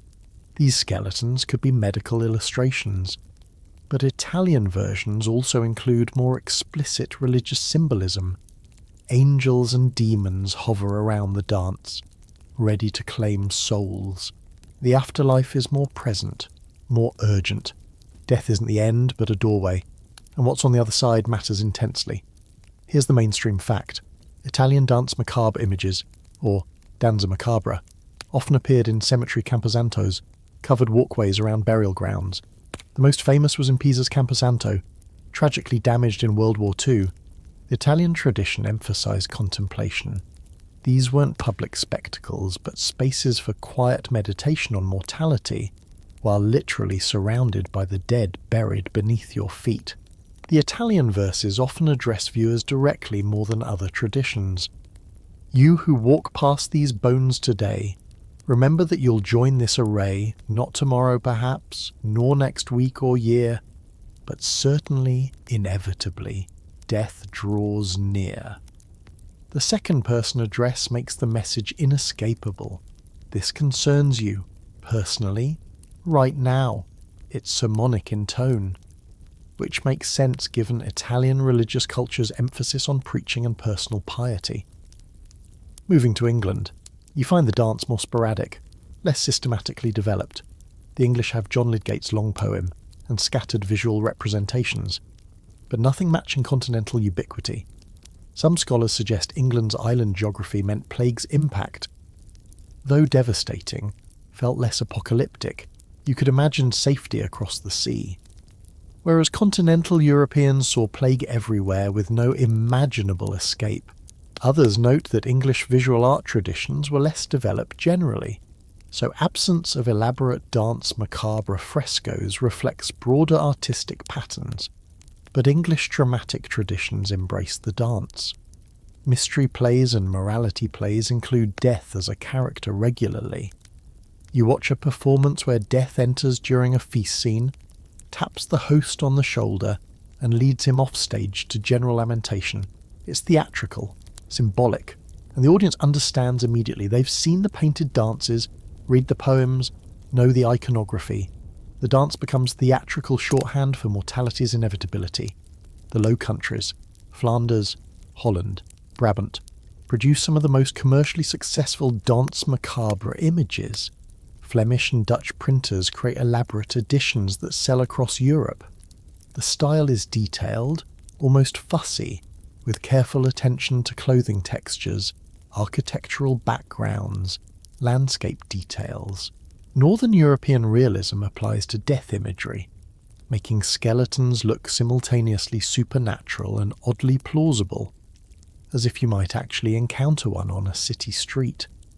You notice Dutch versions include specifically mercantile figures, ship owners, cloth merchants, guild masters. The Low Countries' commercial culture appears in their dance. Death visits the warehouse and the counting house, drags merchants from their ledgers and factors from their warehouses. There's class anxiety here about new money, about merchants rising to challenge traditional nobility. The dance reminds everyone that wealth is temporary. Commercial success, meaningless subspecie eternitatis, under death's aspect. Here's a quirky detail. In some Flemish paintings, the backgrounds show recognisable buildings and landscapes. That's the town hall of Bruges behind the dancing mayor and his skeleton partner. That's the Cathedral of Antwerp behind the bishop. The dance isn't happening in some abstract space, it's occurring in actual places viewers know, making it immediate and local. Your mayor will dance, your bishop will dance, your town, your streets, your neighbours, all eventually join. Each region's dance reveals what that culture fears most. Spanish dances mock on a culture. German dances condemn moral failings. French dances emphasise social hierarchies and permanence. Italian dances worry about salvation.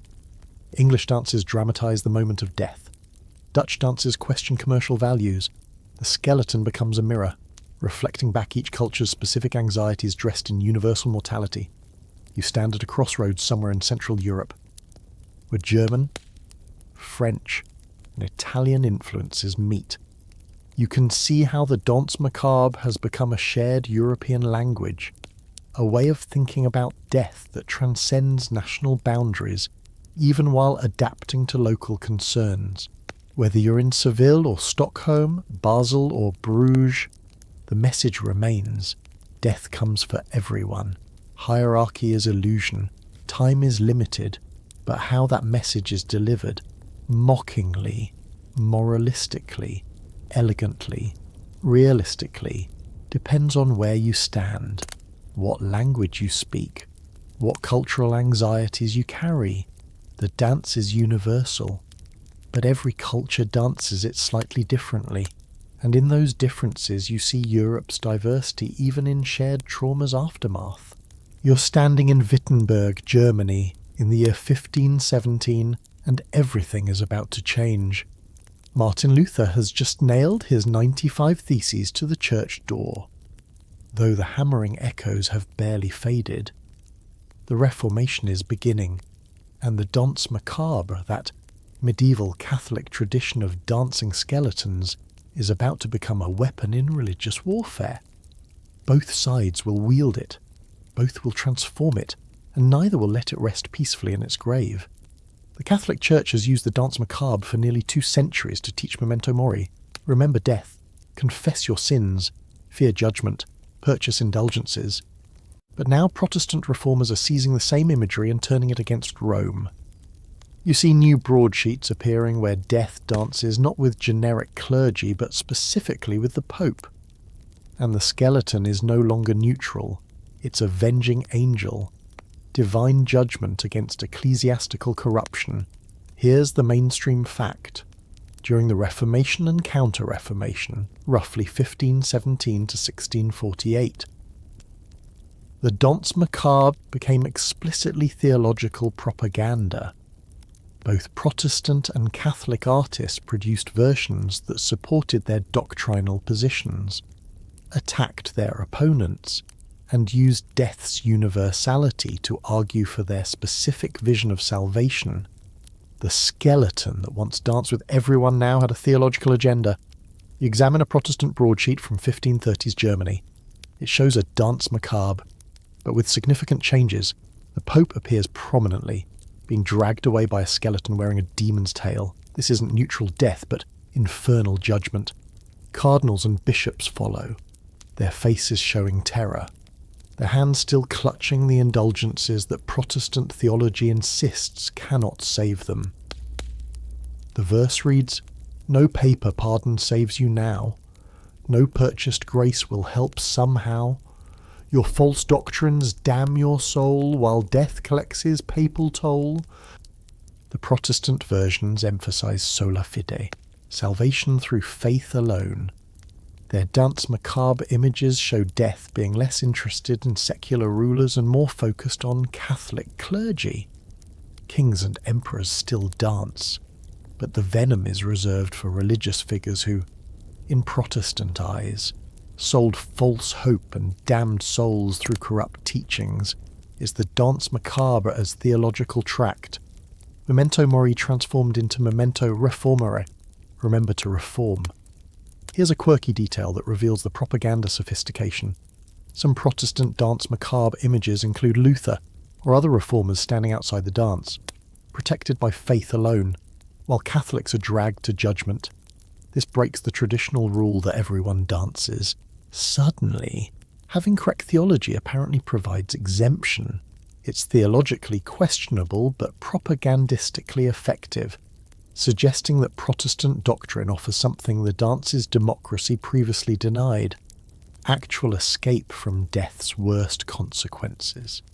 Catholic Counter-Reformation responses come quickly.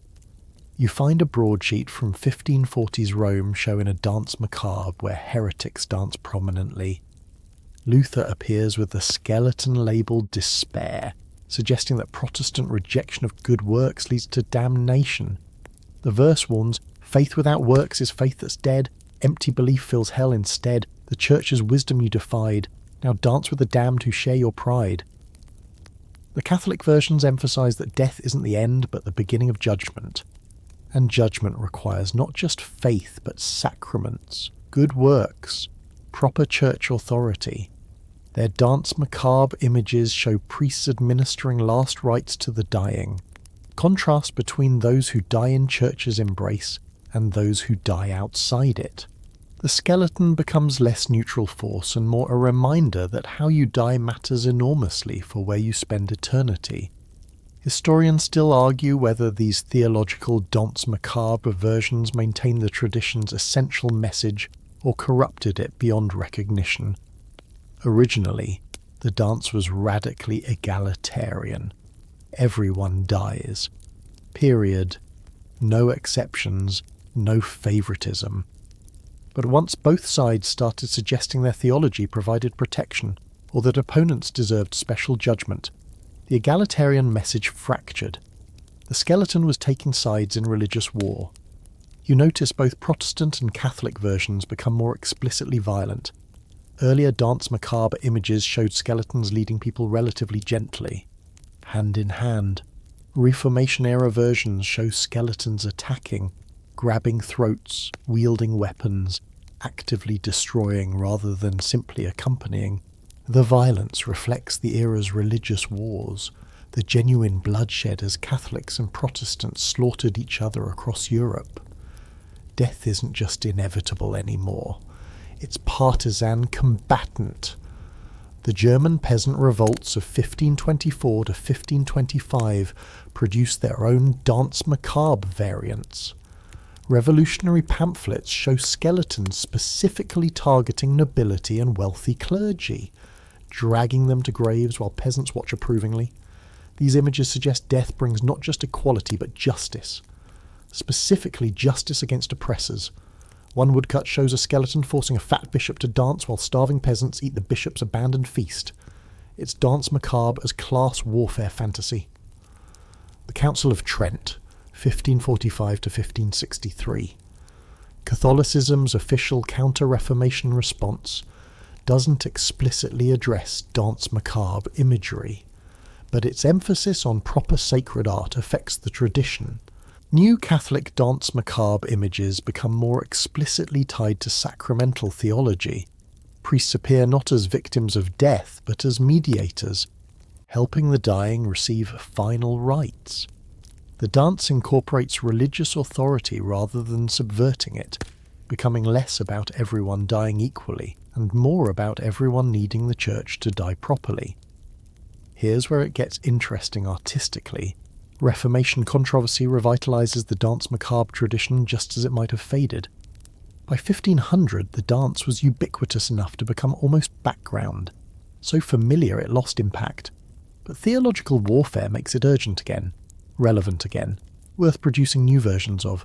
In that sense, religious conflict saves the tradition by giving it new purpose. Though arguably corrupting its original meaning in the process, you examine a particularly sophisticated example from France during its wars of religion, 1562 to 1598. A Huguenot French Protestant artist creates a Danse Macabre where death leads Catholics and Protestants alternately, and both groups are reaching across to attack each other, even as the skeleton guides them. The message isn't that one side is right, it's that religious violence itself is death. That killing each other over theology is the ultimate futility since everyone dies anyway. It's a minority position during the wars, but a poignant one. The mainstream historical record shows Danse Macabre imagery appearing in Reformation polemics constantly. Luther himself references the dance in sermons, using it to illustrate death's inevitability and the futility of trusting in works rather than faith. Catholic preachers use the same tradition to argue that dying without sacraments means damnation. Same imagery, opposite theological interpretations. The skeleton has become Rorschach test for religious conviction. Dutch Calvinist versions take the predestination emphasis to logical conclusion. Some Danse Macabre images show certain figures with angels waiting, others with demons. Death leads everyone, but destinations differ based on God's predestined election. It's theologically consistent with Calvinist belief, but dramatically changes the dance's meaning.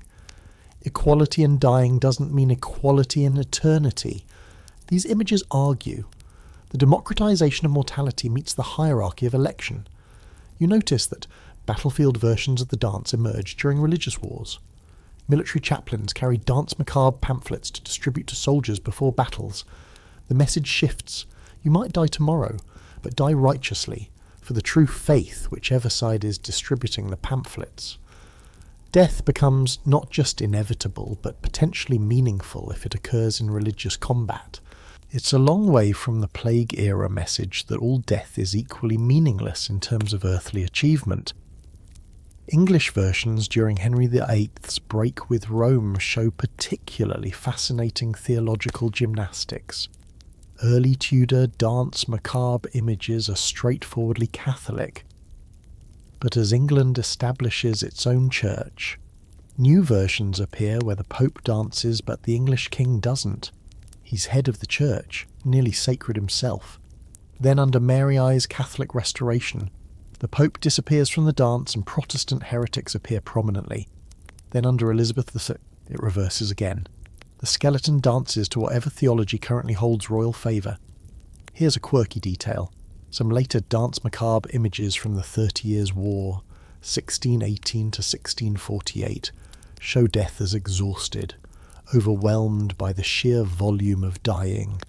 Skeletons are painted looking weary, sitting down, unable to keep up with the corpses.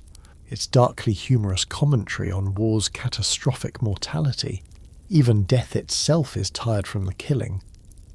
The imagery suggests humans have become better at death's work than death itself, rendering the traditional message almost obsolete. The theological weaponization of the Danse Macabre reveals something about the tradition's flexibility. It can carry almost any message you load into it. Catholic orthodoxy, Protestant reform, revolutionary class consciousness, military valour, pacifist critique. The skeleton is empty vessel, literally. No flesh, no expression, no inherent meaning. Each era, each faction. Each artist fills that emptiness with contemporary concerns, projecting their anxieties onto bones that cannot object. You watch a printing press producing a new theological Danse Macabre broadsheet. The pressman jokes grimly. Death dances with Catholics on Monday, Protestants on Tuesday, everyone on Wednesday. The skeleton doesn't care about theology, it just collects. There's weary wisdom in his cynicism. For all the theological sophistication, all the propaganda, all the claims that one faith saves and another damns, the basic fact remains: everyone dies. Catholic and Protestant, Orthodox and heretic, persecutor and martyr. The Danse Macabre's original message persists underneath the ideological overlay, like bone beneath flesh, waiting to be revealed. You're standing in the ruins of a monastery in 1635 during the 30 Years' War, and something has survived that shouldn't have.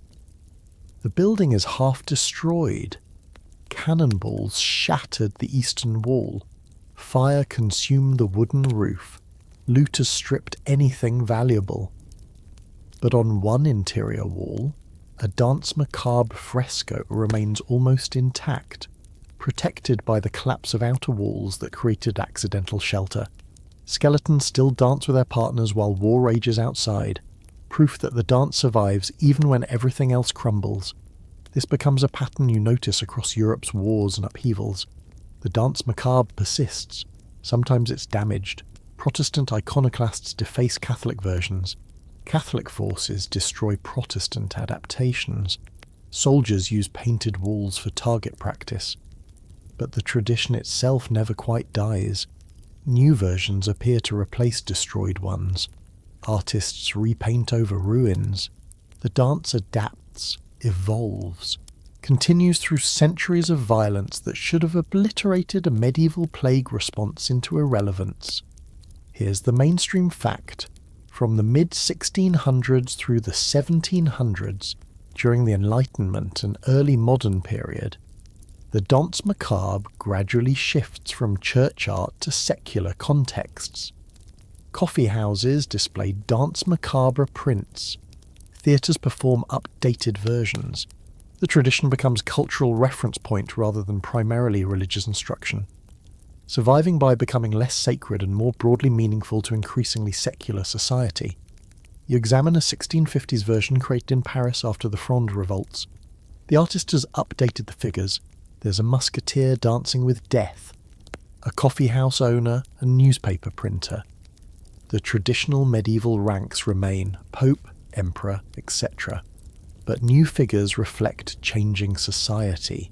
The skeleton leading a musketeer holds a broken sword, suggesting that military glory is as futile as any other earthly achievement. The verses have become more philosophical than theological. Your powder and shot conquered nations wide, but death's small bullet pierces pride. The survival through religious wars teaches the Danse Macabre something important: to be flexible, to update, to remain relevant by absorbing contemporary concerns. A tradition that stayed purely medieval would have fossilized and disappeared. But the dance keeps dancing, incorporating new partners, new steps, new music, while maintaining its core message: mortality is universal. Hierarchies are temporary, your time is limited. Here's a quirky detail about survival. Some Danse Macabre frescoes were accidentally preserved by being painted over during Reformation iconoclasm. Rather than destroy controversial images, some caretakers simply whitewashed them, covering dancing skeletons with blank plaster.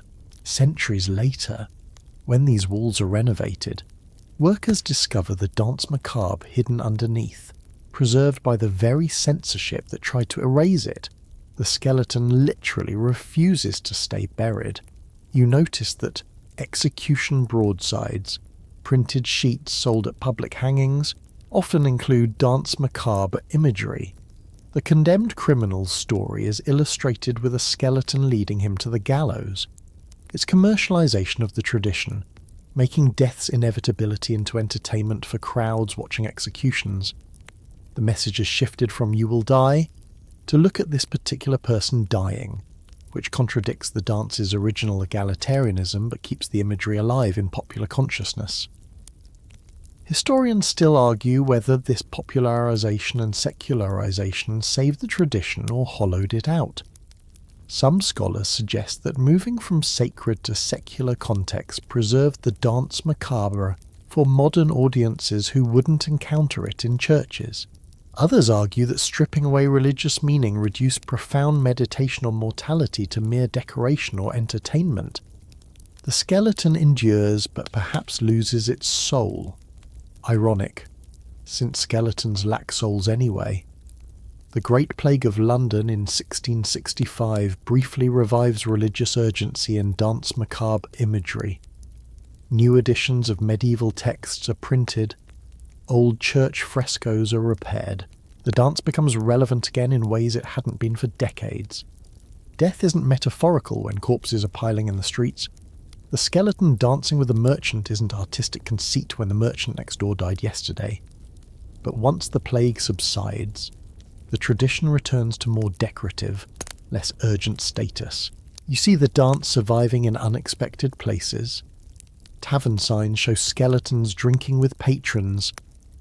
Dance with death in, where the message is, eat, drink, be merry, for tomorrow you die. It's darker than modern eat, drink and be merry, because the tomorrow part is explicitly stated. Visually present in the skeleton toasting with the drinker, the tradition becomes almost cozy, domesticated. Death as drinking companion rather than existential terror. Masonic lodges adopt Danse Macabre imagery in their rituals. Secret societies devoted to esoteric knowledge use dancing skeletons in initiation ceremonies, reminding new members of mortality's inevitability, regardless of the secret wisdom they'll gain. It's survival through appropriation. Groups with no direct connection to medieval Christianity nonetheless find the imagery useful, powerful, worth preserving in altered context. The mainstream historical record documents Danse Macabre references in literature from this period. Shakespeare mentions it. Milton alludes to it. French essayists use it metaphorically. The dance becomes cultural shorthand, something educated people recognize instantly. You can reference it in a play or poem without explanation because audiences know the tradition. This cultural embedding ensures survival even as original religious contexts fade. Military units during the War of Spanish Succession, 1701 to 1714, paint Danse Macabre images on cannons and flags. Death as mascot. Essentially, our regiment dances with death, with the skeleton's partners. We deal death to enemies. It's adoption that completely inverts the original meaning. Death comes for everyone equally, becomes death is our weapon against specific enemies, but keeps the visual tradition alive through military culture's conservative retention of symbols. You notice aristocratic estates commissioning new Danse Macabre artworks, not for churches but for private galleries and gardens.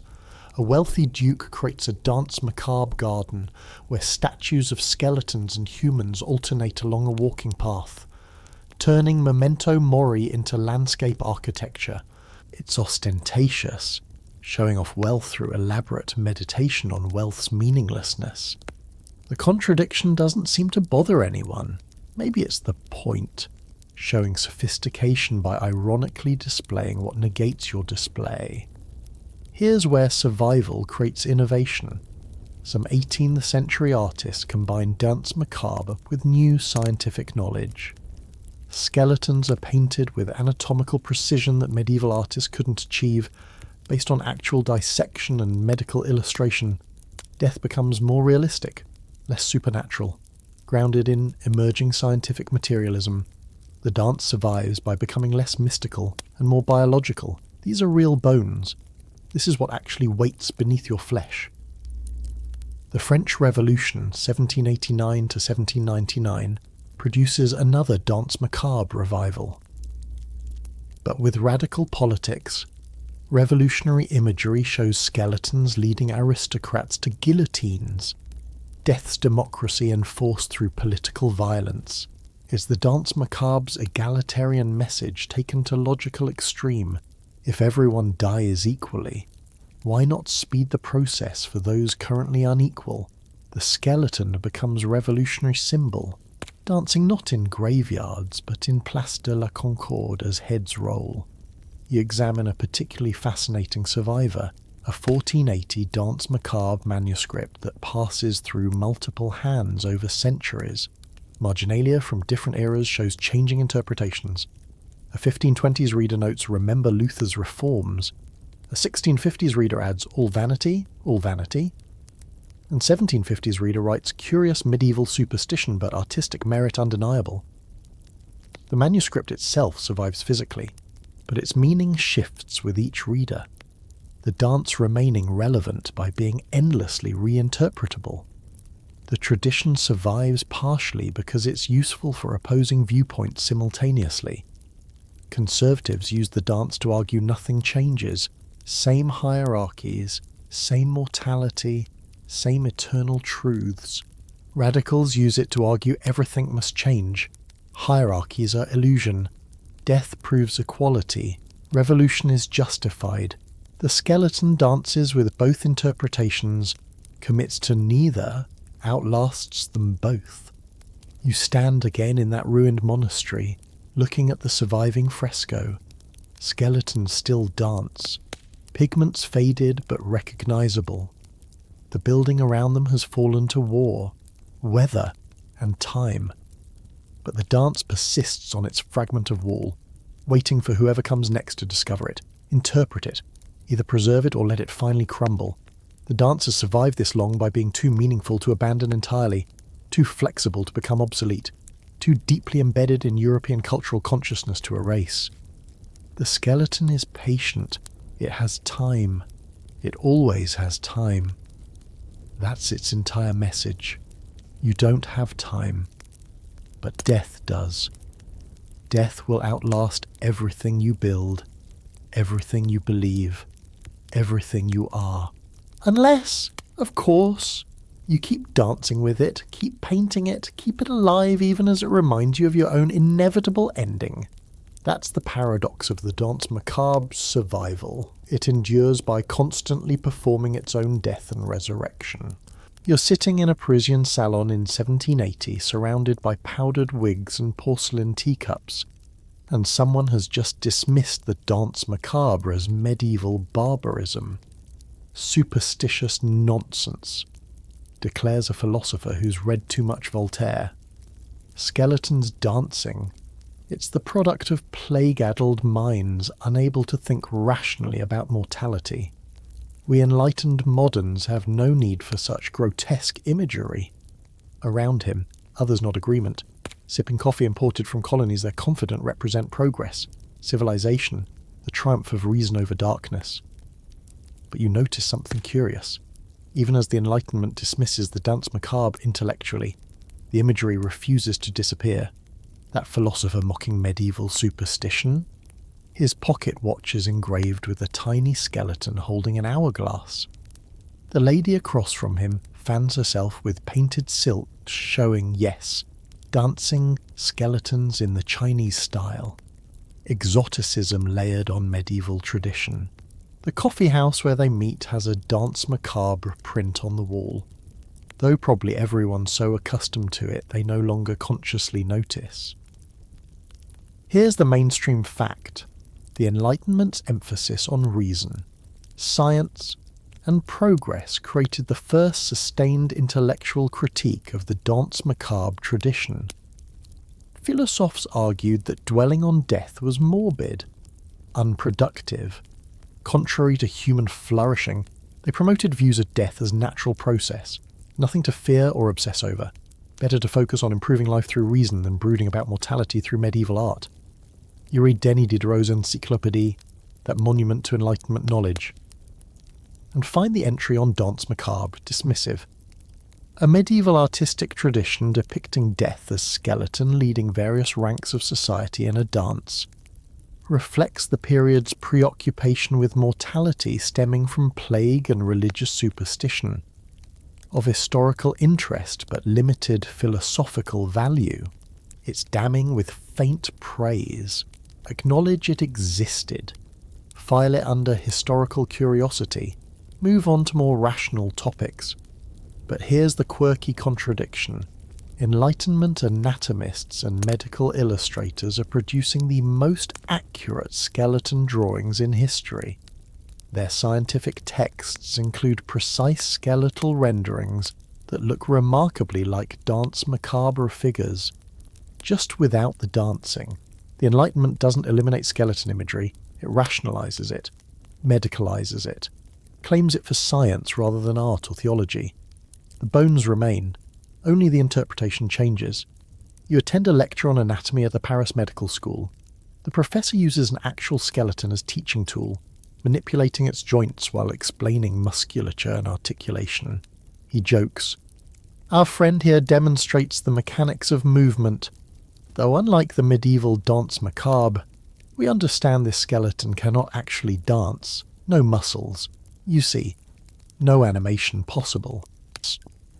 The audience laughs at medieval ignorance. But you notice several students sketching the skeleton in poses remarkably similar to old Danse Macabre images. The tradition continues through scientific illustration, disguised as education. Historians still argue whether the Enlightenment genuinely threatened the Danse Macabre tradition or simply drove it underground into popular culture while elite culture rejected it. The evidence suggests both happened simultaneously. Philosophers dismissed it while printers kept producing it. Intellectuals mocked it while common people kept buying it. Class divisions appeared. Educated elites claimed to have transcended morbid medieval imagery, while lower classes maintained the tradition. You discover an interesting phenomenon. Gothic novels emerging in the 1760s to 1790s recuperate medieval imagery that Enlightenment officially rejects. Horace Walpole's The Castle of Otranto, Anne Radcliffe's Mysteries, M.E.G. Lewis's The Monk all include skeleton imagery, ruins, mortality meditations. The Danse Macabre doesn't appear explicitly in these novels, but its influence is obvious. Skeletons are rediscovered as literary device, a source of sublime terror that reason can't quite explain away. The French Revolution complicates everything. Enlightenment rationalism helped inspire the revolution, but revolutionary violence produces more corpses than most medieval plagues. The guillotine becomes industrial death, rationalized killing, mortality mechanized. And suddenly Danse Macabre imagery returns with urgency. Broadsheets show skeletons in Phrygian caps leading aristocrats to execution, death-wearing revolutionary cockades. The dance become political reality rather than artistic metaphor. Here's where it gets genuinely strange. Revolutionaries simultaneously embrace and reject the tradition. They use Danse Macabre imagery to mock aristocrats. Death comes for your privileges, while also trying to de-Christianize France and eliminate superstitious traditions like medieval death imagery. The cult of reason promoted during the Terror should logically oppose Danse Macabre imagery. But propaganda value wins. Skeletons are too useful for intimidating enemies to abandon them for ideological consistency. You examine a Revolutionary-era playing card deck where all the face cards are Danse Macabre figures. Kings are skeletons leading monarchs. Queens show skeletal death with female aristocrats. Jacks depict revolutionary soldiers partnered with skeletal death. You play games of chance with death imagery, shuffle and deal mortality. Gamble while reminded gambling itself is futile when death always wins. It's the Enlightenment's rationalization of chance, meeting medieval meditation on mortality's inevitability. The mainstream historical record documents cemetery reforms during this period that affect Danse Macabre tradition. Enlightenment-influenced authorities close urban cemeteries considered unhygienic, moving burial to peripheral locations. The Cemetery of the Innocents in Paris, home of the famous Danse Macabre fresco, is closed in 1780, the fresco destroyed, the bones relocated to the catacombs. It's literally burying the dance, removing it from public space in the name of sanitation and progress. But the catacombs themselves become new Danse Macabre location. Miles of tunnels lined with stacked skulls and bones, arranged in decorative patterns. It's the dance made three-dimensional, architectural, walkable. Visitors tour the catacombs and confront millions of skeletons arranged artistically. One section features a barrel vault constructed entirely of femurs and skulls. It's arguably more intense than any painted Danse Macabre, and it's created precisely during the period when intellectual culture claims to have moved beyond such morbid medieval traditions. You notice bourgeois death culture developing that maintains Danse Macabre elements while denying the connection. Mourning jewellery containing hair of the deceased, elaborate funeral rituals, sentimental cemetery visits, all involve confronting mortality, but framed as emotional sensitivity rather than medieval morbidity. A middle-class widow wearing a brooch with her husband's hair and a tiny painted skull isn't participating in Danse Macabre tradition, supposedly, because it's personal grief rather than universal mortality. The distinction seems questionable. Here's a quirky detail revealing the persistence. Luxury goods from this period often hide Danse Macabre imagery. A music box plays cheerful tunes, but open it and the inside lid shows painted skeletons dancing. A snuff box exterior features pastoral scenes, but inside lid displays memento mori symbols. It's as if elite culture needs to maintain the tradition secretly, can't quite abandon it despite official rejection. The skeleton hides in private spaces, waiting. Enlightenment's empiricism actually strengthens certain Danse Macabre elements. Detailed mortality statistics become available. Death rates by occupation, by age, by location. Insurance companies calculate probability of death with actuarial precision.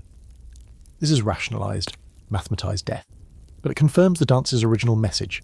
Death is universal, predictable, inescapable. The skeleton trades artistic expression for spreadsheet format, but remains equally present. You read poetry from this period and find covert Danse Macabre references. Thomas Gray's elegy written in a country churchyard, 1751, meditates on death's equality. The boast of heraldry, the pomp of power, and all that beauty, all that wealth e'er gave, awaits alike the inevitable hour. The paths of glory lead but to the grave. It's the Danse Macabre message without skeleton imagery, translated into neoclassical verse for audiences supposedly beyond medieval morbidity. The tradition survives partially through being forgotten consciously while persisting unconsciously.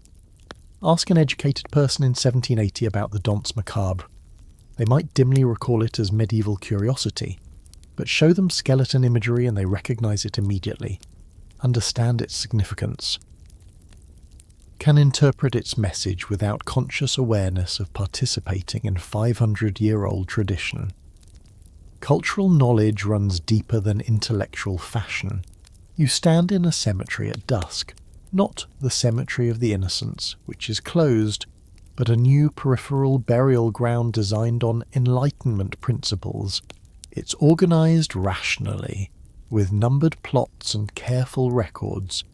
No dancing skeletons are painted on any walls. But as you walk among the graves in fading light, you notice the shadows between headstones, the way bare tree branches look like skeletal fingers reaching near, the way your own footsteps sound like processional rhythm.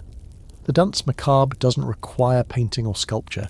It exists in imagination, in the human inability to think about mortality without giving it form, personality, motion. The Enlightenment can dismiss superstition, but it can't prevent minds from populating darkness with dancing shapes, can't stop the ancient impulse to personify death, to imagine the skeleton patiently waiting its turn to lead you into the dance you've been moving towards since birth. Reason has limits, and just beyond those limits, the skeleton waits, humming a tune older than philosophy, more persistent than progress, ready to resume the dance whenever certainty falters and darkness falls. You're standing in a fog-shrouded cemetery in 1820s England, and everything Gothic is suddenly fashionable again.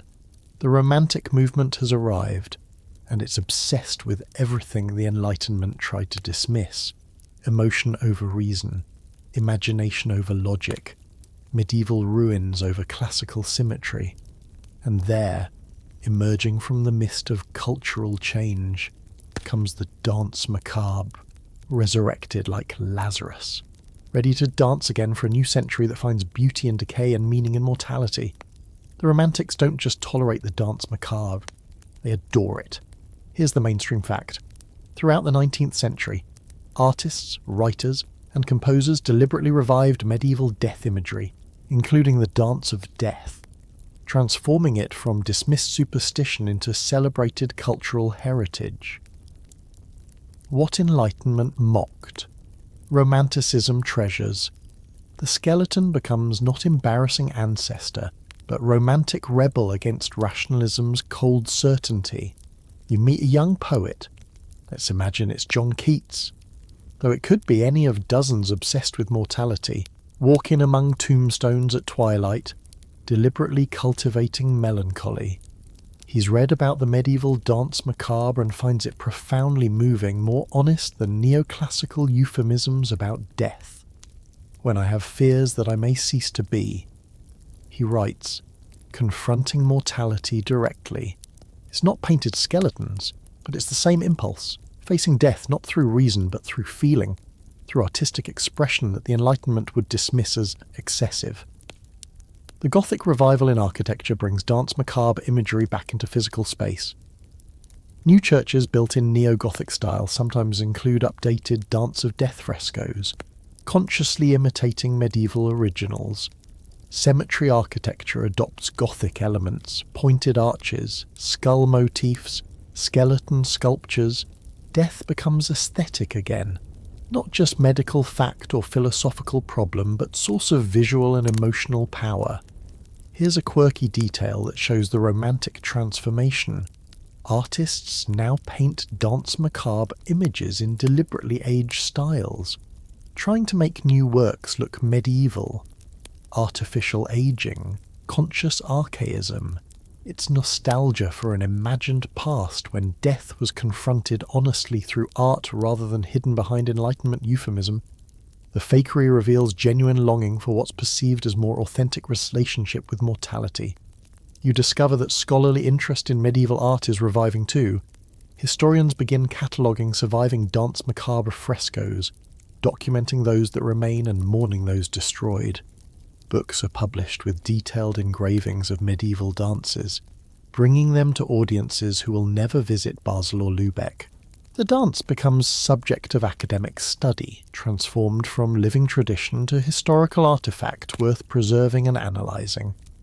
Historians still argue whether Romantic revival saved the Danse Macabre or embalmed it. Did treating the dance as precious medieval heritage keep it alive? Or did it kill the tradition by making it museum piece rather than living practice? The question has no easy answer. Perhaps both happened simultaneously. The tradition preserved but fundamentally changed by preservation itself. The visual arts embrace skeleton imagery enthusiastically. Eugene Delacroix paints dramatic death scenes. Caspar David Friedrich includes graves and ruins in landscapes. Theodore Géricault's Raft of the Medusa shows corpses near corpses in poses reminiscent of Danse Macabre figures. These aren't explicit Dance of Death paintings, but they draw from the same tradition death made visible, mortality aestheticized, the skeleton lurking just beneath painted flesh. You attend an exhibition in Paris where a painter has created an entire series based on the Danse Macabre, but updated for the 19th century. Death dances with a railroad magnate, with a factory owner, with a scientist holding test tubes. The traditional figures remain: Pope, Emperor, but now joined by new social types that medieval artists couldn't imagine. The dance adapts again, proving its flexibility, its ability to remain relevant by incorporating contemporary concerns. The mainstream historical record shows that lithography, a new printing technique allowing more detailed reproduction than woodcuts, spreads Danse Macabre imagery widely. Alfred Rethel's Dance of Death series 1848 to 1849 uses lithography to create dramatically shaded skeleton figures, more realistic and more unsettling than medieval woodcuts. The skeletons look like they could actually move, actually dance. Technology serves tradition, making medieval imagery more powerful through modern technique. Music takes the dance seriously again too. Remember the Camille Saint-Saëns composition mentioned earlier? His 1874 Danse Macabre becomes wildly popular, performed in concert halls across Europe. The piece includes a violin solo representing death, tuned with the E string lowered to E-flat, the tritone, the devil's interval, making the instrument sound wrong, eerie, supernatural. The music tells a story. Death arrives at midnight, plays fiddle, makes skeletons rise and dance until dawn. When they return to graves, it's the medieval dance given orchestral life, the tradition continuing through new medium. You notice how Romantic literature uses Danse Macabre references constantly. Edgar Allan Poe's The Masque of the Red Death features a masked figure of death attending a party. It's basically a Danse Macabre story.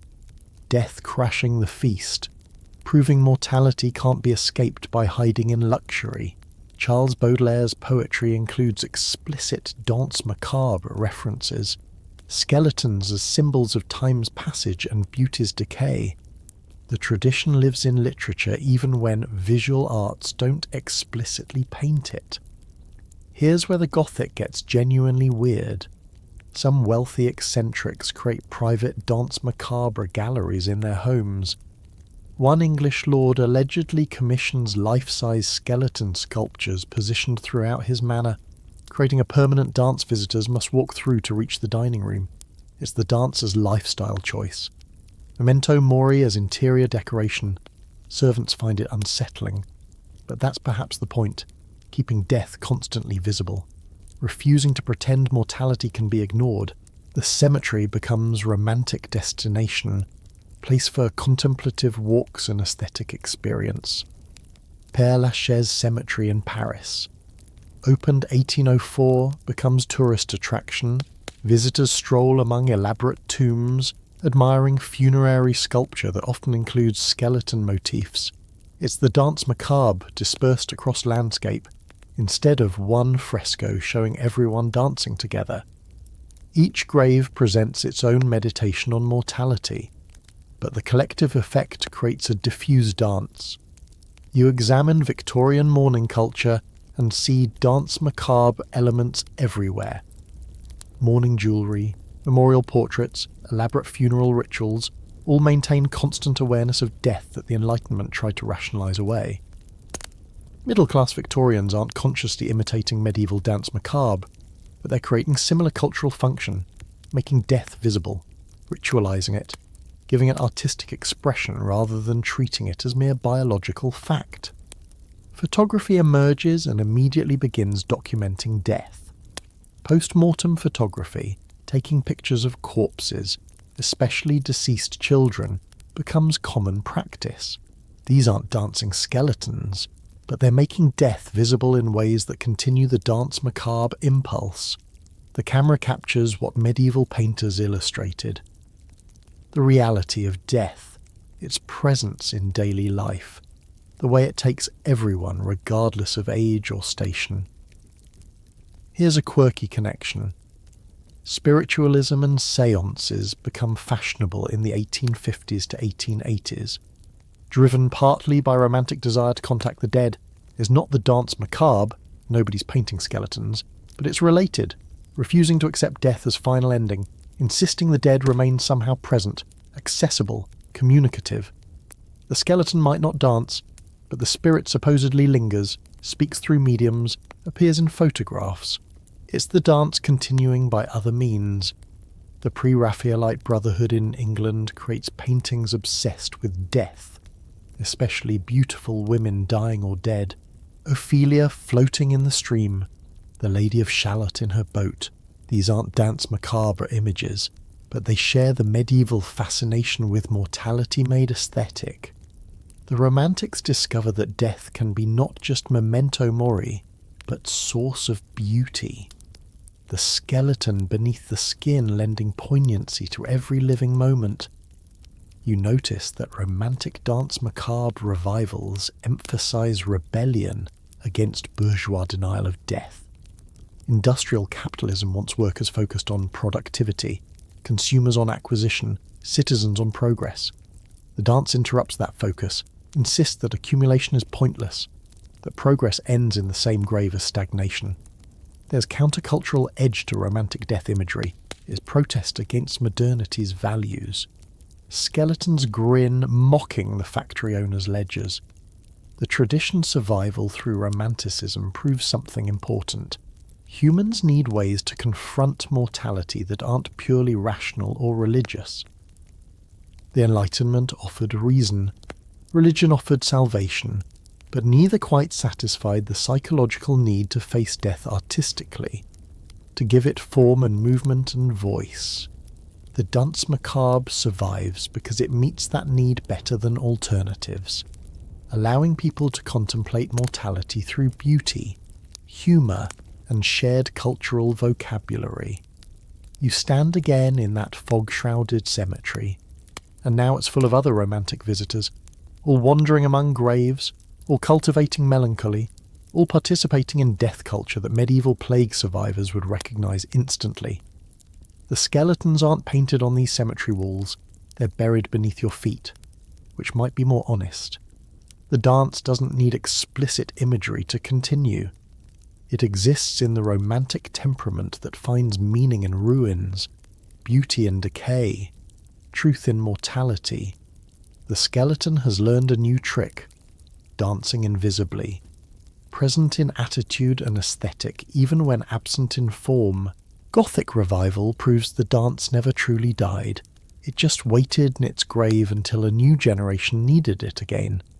Needed to remember that death comes for everyone. That time passes. That every moment matters precisely because moments end. And the skeleton emerges from the mist, takes your hand with the bony fingers, and whispers, "Shall we dance?"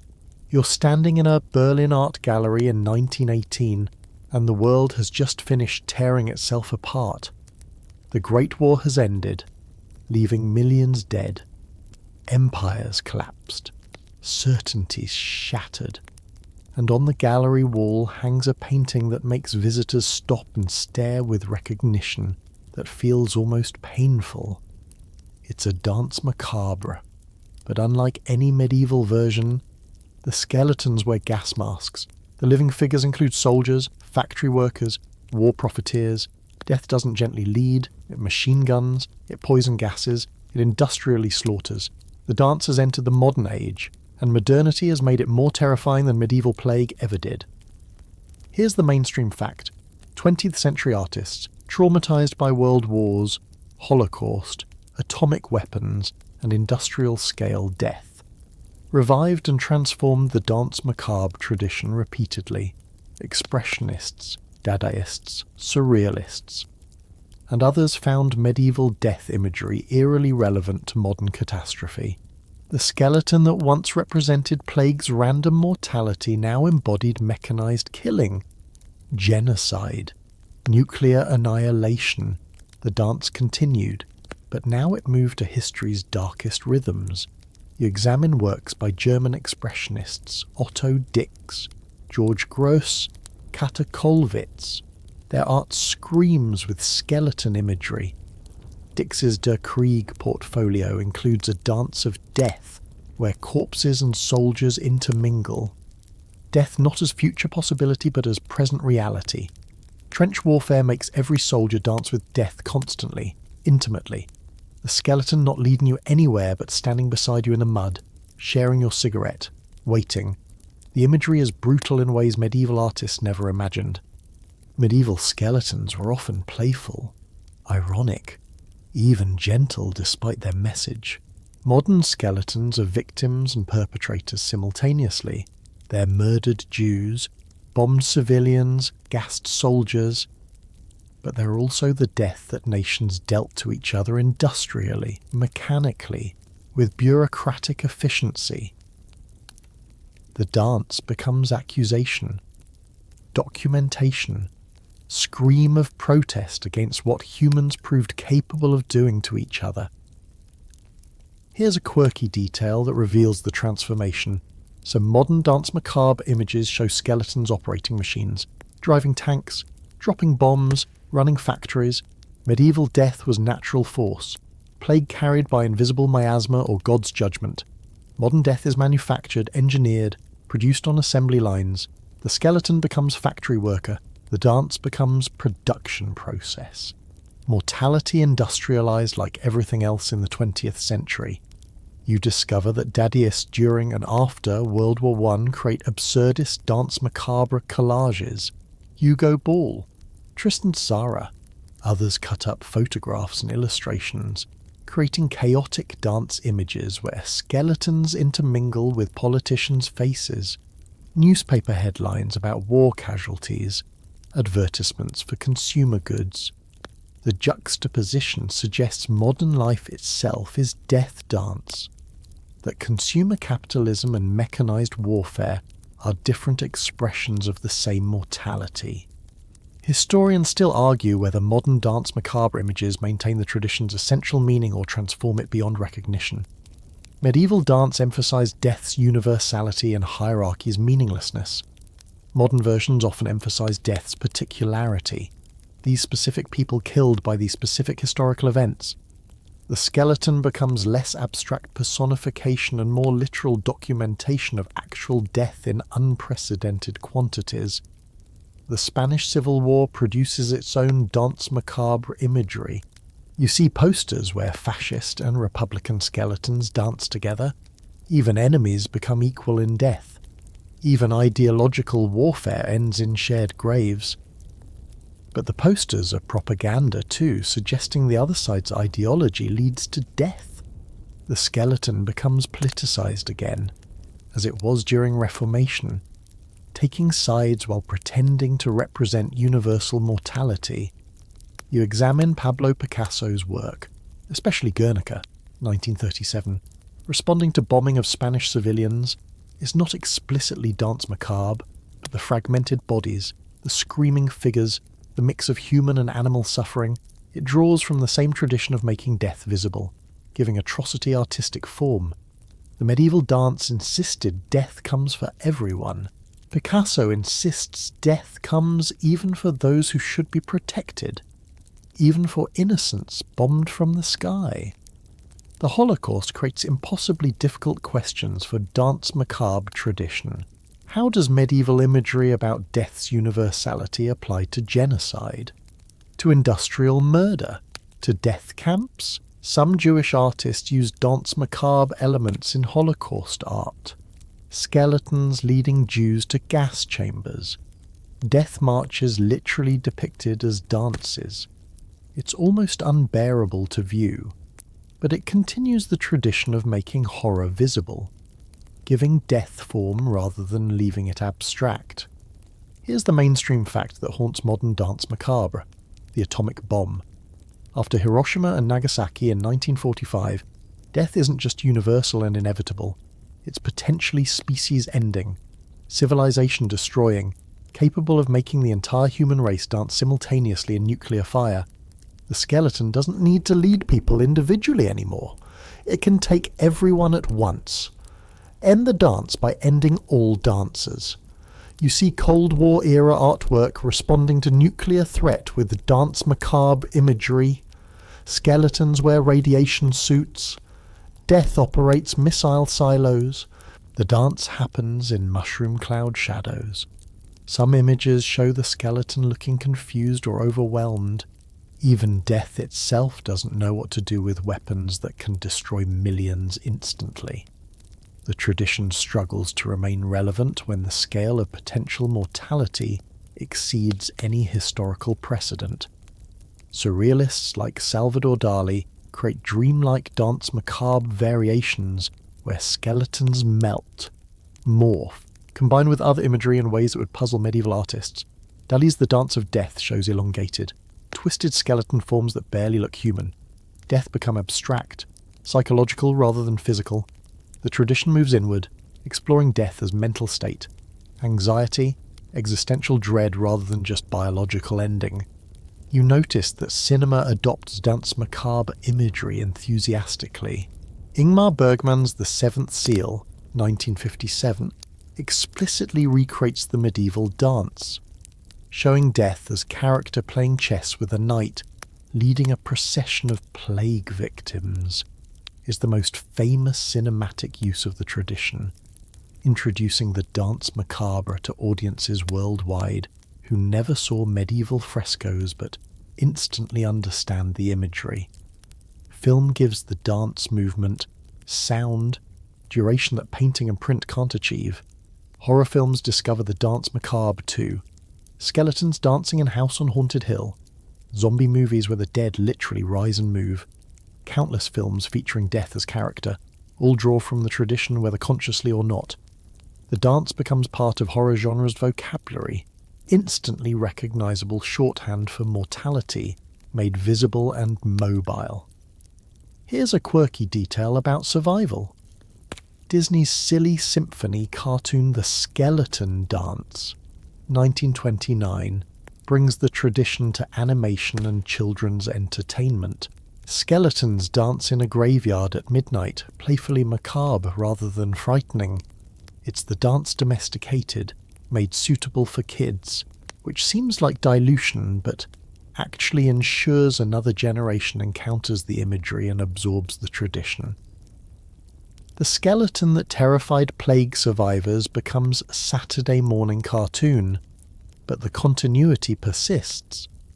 Pop art movement in the 1960s treats Danse Macabre like any other cultural imagery, something to appropriate, reproduce, comment on. Andy Warhol's skull prints, Robert Rauschenberg's collages incorporating death imagery, the repeated use of skeleton motifs in advertising and commercial art.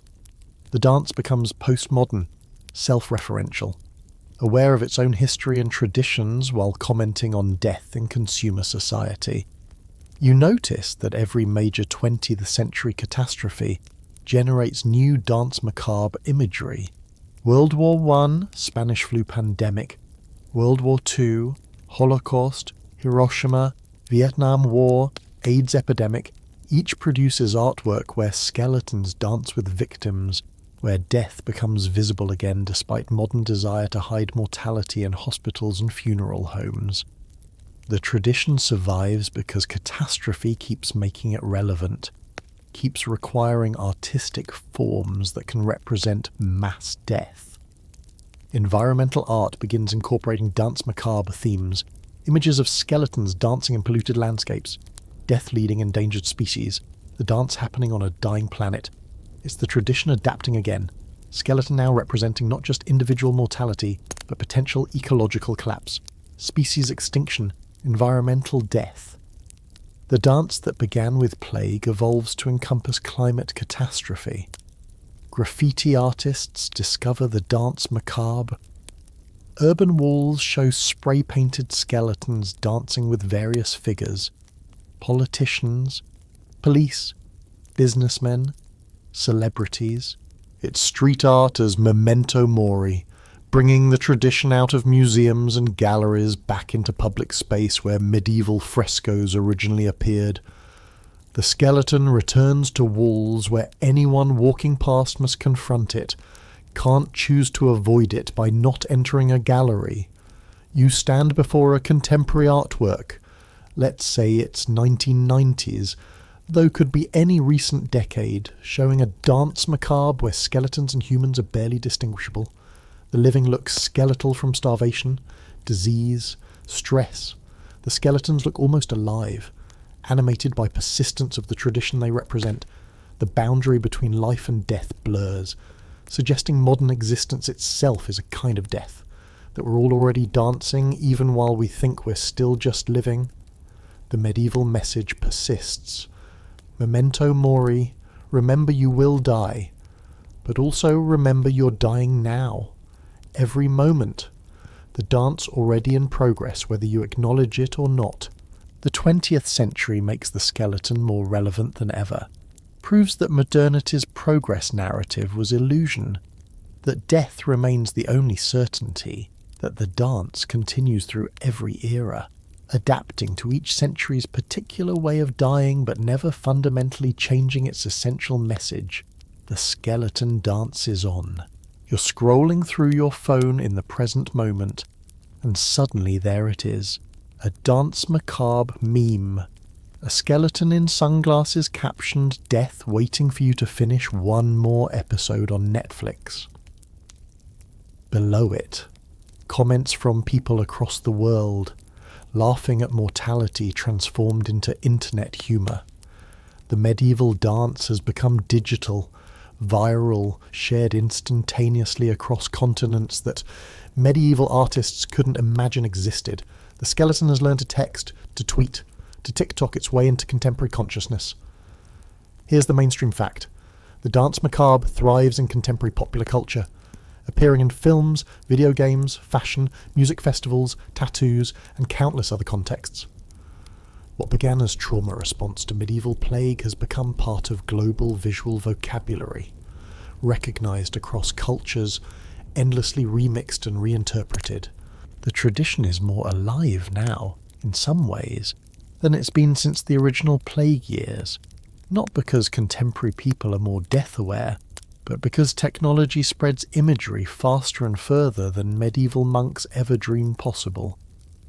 You notice Dia de los Muertos, Day of the Dead, celebrations becoming globally popular beyond their Mexican origins. Dancing skeletons parade through streets, but now they're celebrating rather than mourning, embracing death as part of life rather than fearing it.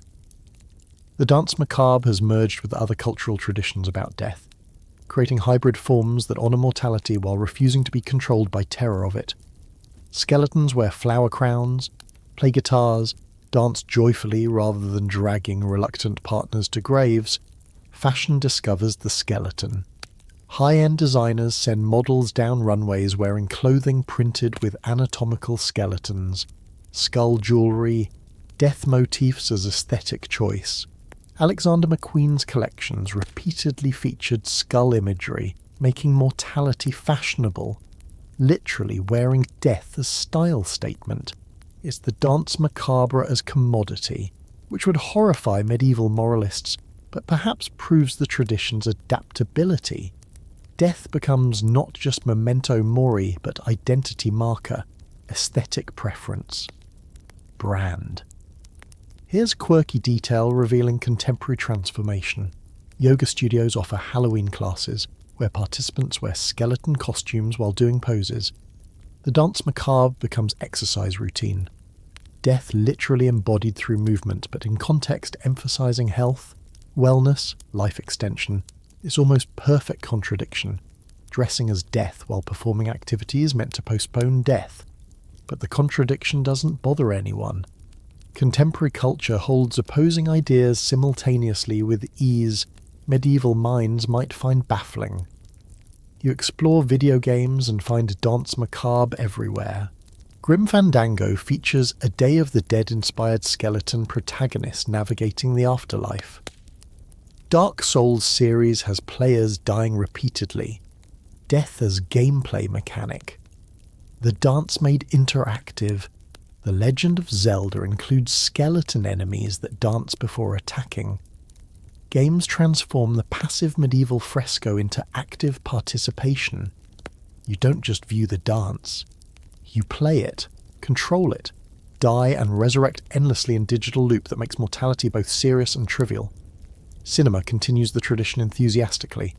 Pixar's Coco brings Dia de los Muertos and skeleton imagery to children worldwide, teaching kids that death is natural, that the dead remain present in memory. Tim Burton's Corpse Bride features elaborate skeleton dance sequences. Stop-motion animation giving bones movement medieval artists could only suggest through static paint. The Book of Life animates entire skeleton worlds, death as colourful celebration rather than grim ending. Music videos discover the Danse Macabre repeatedly. Metallica's The Day That Never Comes includes skeleton imagery. Pop stars perform in skeleton costumes. Hip-hop artists wear skull jewellery. Rap lyrics referencing death. Mortality made part of musical identity. The dance that once had specific musical settings now soundtracks everything from death metal to electronic dance music. Yes, EDM festivals where dancers in skeleton costumes move to beats that would make medieval composers wonder if they somehow got rhythm wrong.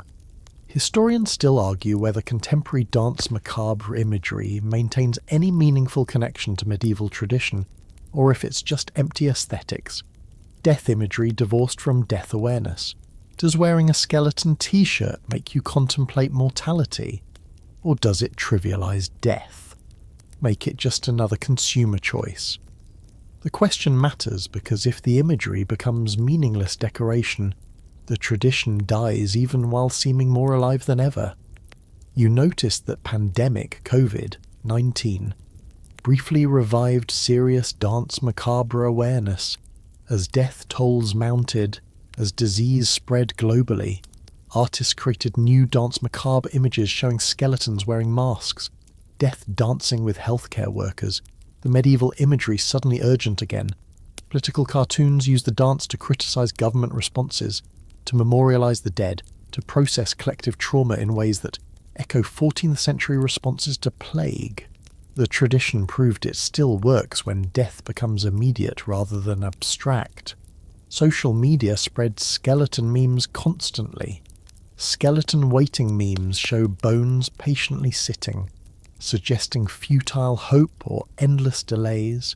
Spooky, scary skeletons becomes internet phenomenon. Children's Halloween song turned into joke shared millions of times. The democratization is complete. Anyone can create Danse Macabre content, post it, have it seen globally. No church commission needed, no expensive paints or printing press, just a phone, an idea, and the enduring appeal of dancing bones. Tattoo culture embraces Danse Macabre imagery enthusiastically. You see people with full-sleeve tattoos showing elaborate death dances, skeletons leading various figures across skin that will itself eventually decay. It's memento mori made permanent on temporary flesh. The contradiction built into the medium. Tattoos declaring mortality's inevitability on bodies trying desperately to stay alive. Healthy. Attractive. The dance literally becomes part of people's identities. Marks they carry until becoming the skeletons they've been wearing as decoration. Here's where contemporary culture gets genuinely interesting. Therapy and psychology incorporate death awareness practices influenced by memento mori traditions, death cafes where people gather to discuss mortality openly, existential therapy encouraging clients to confront death anxiety directly. The Danse Macabre's message, acknowledge death, face mortality honestly, becomes therapeutic intervention rather than religious instruction. The skeleton is prescribed by mental health professionals as treatment for anxiety that comes from denying what medieval art insisted we must accept. Academia studies the Danse Macabre extensively now. University courses on medieval art, death studies, cultural history, all analyse the tradition. This essay you're experiencing is part of that scholarly engagement, turning the dance into object of analysis rather than just experiencing it. There's irony in that the tradition that insisted on death's immediacy now exists in footnotes, bibliographies, academic conferences, but maybe that's another form of survival, ensuring the skeleton remains visible even if mostly to graduate students and professors. contemporary horror continues mining Danse Macabre imagery. The Haunting of Hill House includes ghost stories involving death awareness. Get Out uses skeletons in sunken place imagery.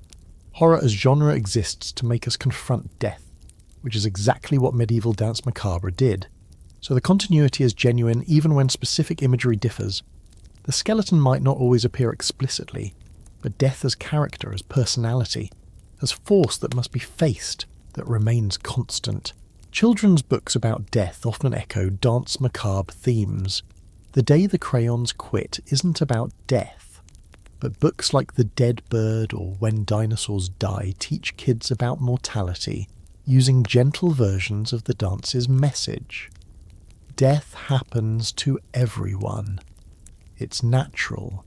It's okay to feel sad, but life continues. Medieval children saw painted dances in churches.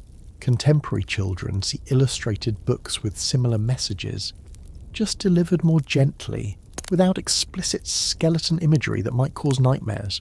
You notice that environmental activists use Danse Macabre imagery to illustrate climate catastrophe. Skeletons dancing on dying coral reefs, death leading extinct species, the dance happening across a heating planet. It updates the tradition for contemporary existential threat. Not plague or war, but slow environmental collapse. The skeleton adapts again, proving the imagery can carry whatever mortality message a culture needs it to bear. Music festivals, especially Burning Man, Coachella, various Halloween events, feature elaborate skeleton costumes and performances. People invest hundreds of dollars in costumes that reference tradition they might not even know exists. They dance, literally dance, dressed as skeletons, performing the Danse Macabre without realizing they're participating in 700-year-old tradition. The dance has become so embedded in culture that people perform it unconsciously. The tradition carried forward by people who'd be surprised to learn their continuing medieval practice. You scroll further and find Danse Macabre in unexpected places.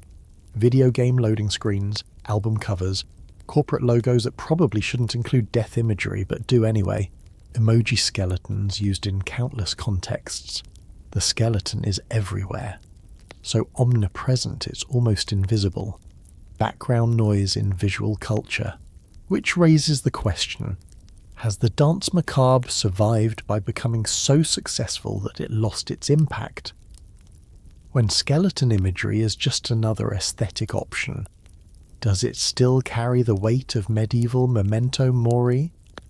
Perhaps the answer doesn't matter. The tradition persists regardless of whether contemporary culture fully understands or respects it.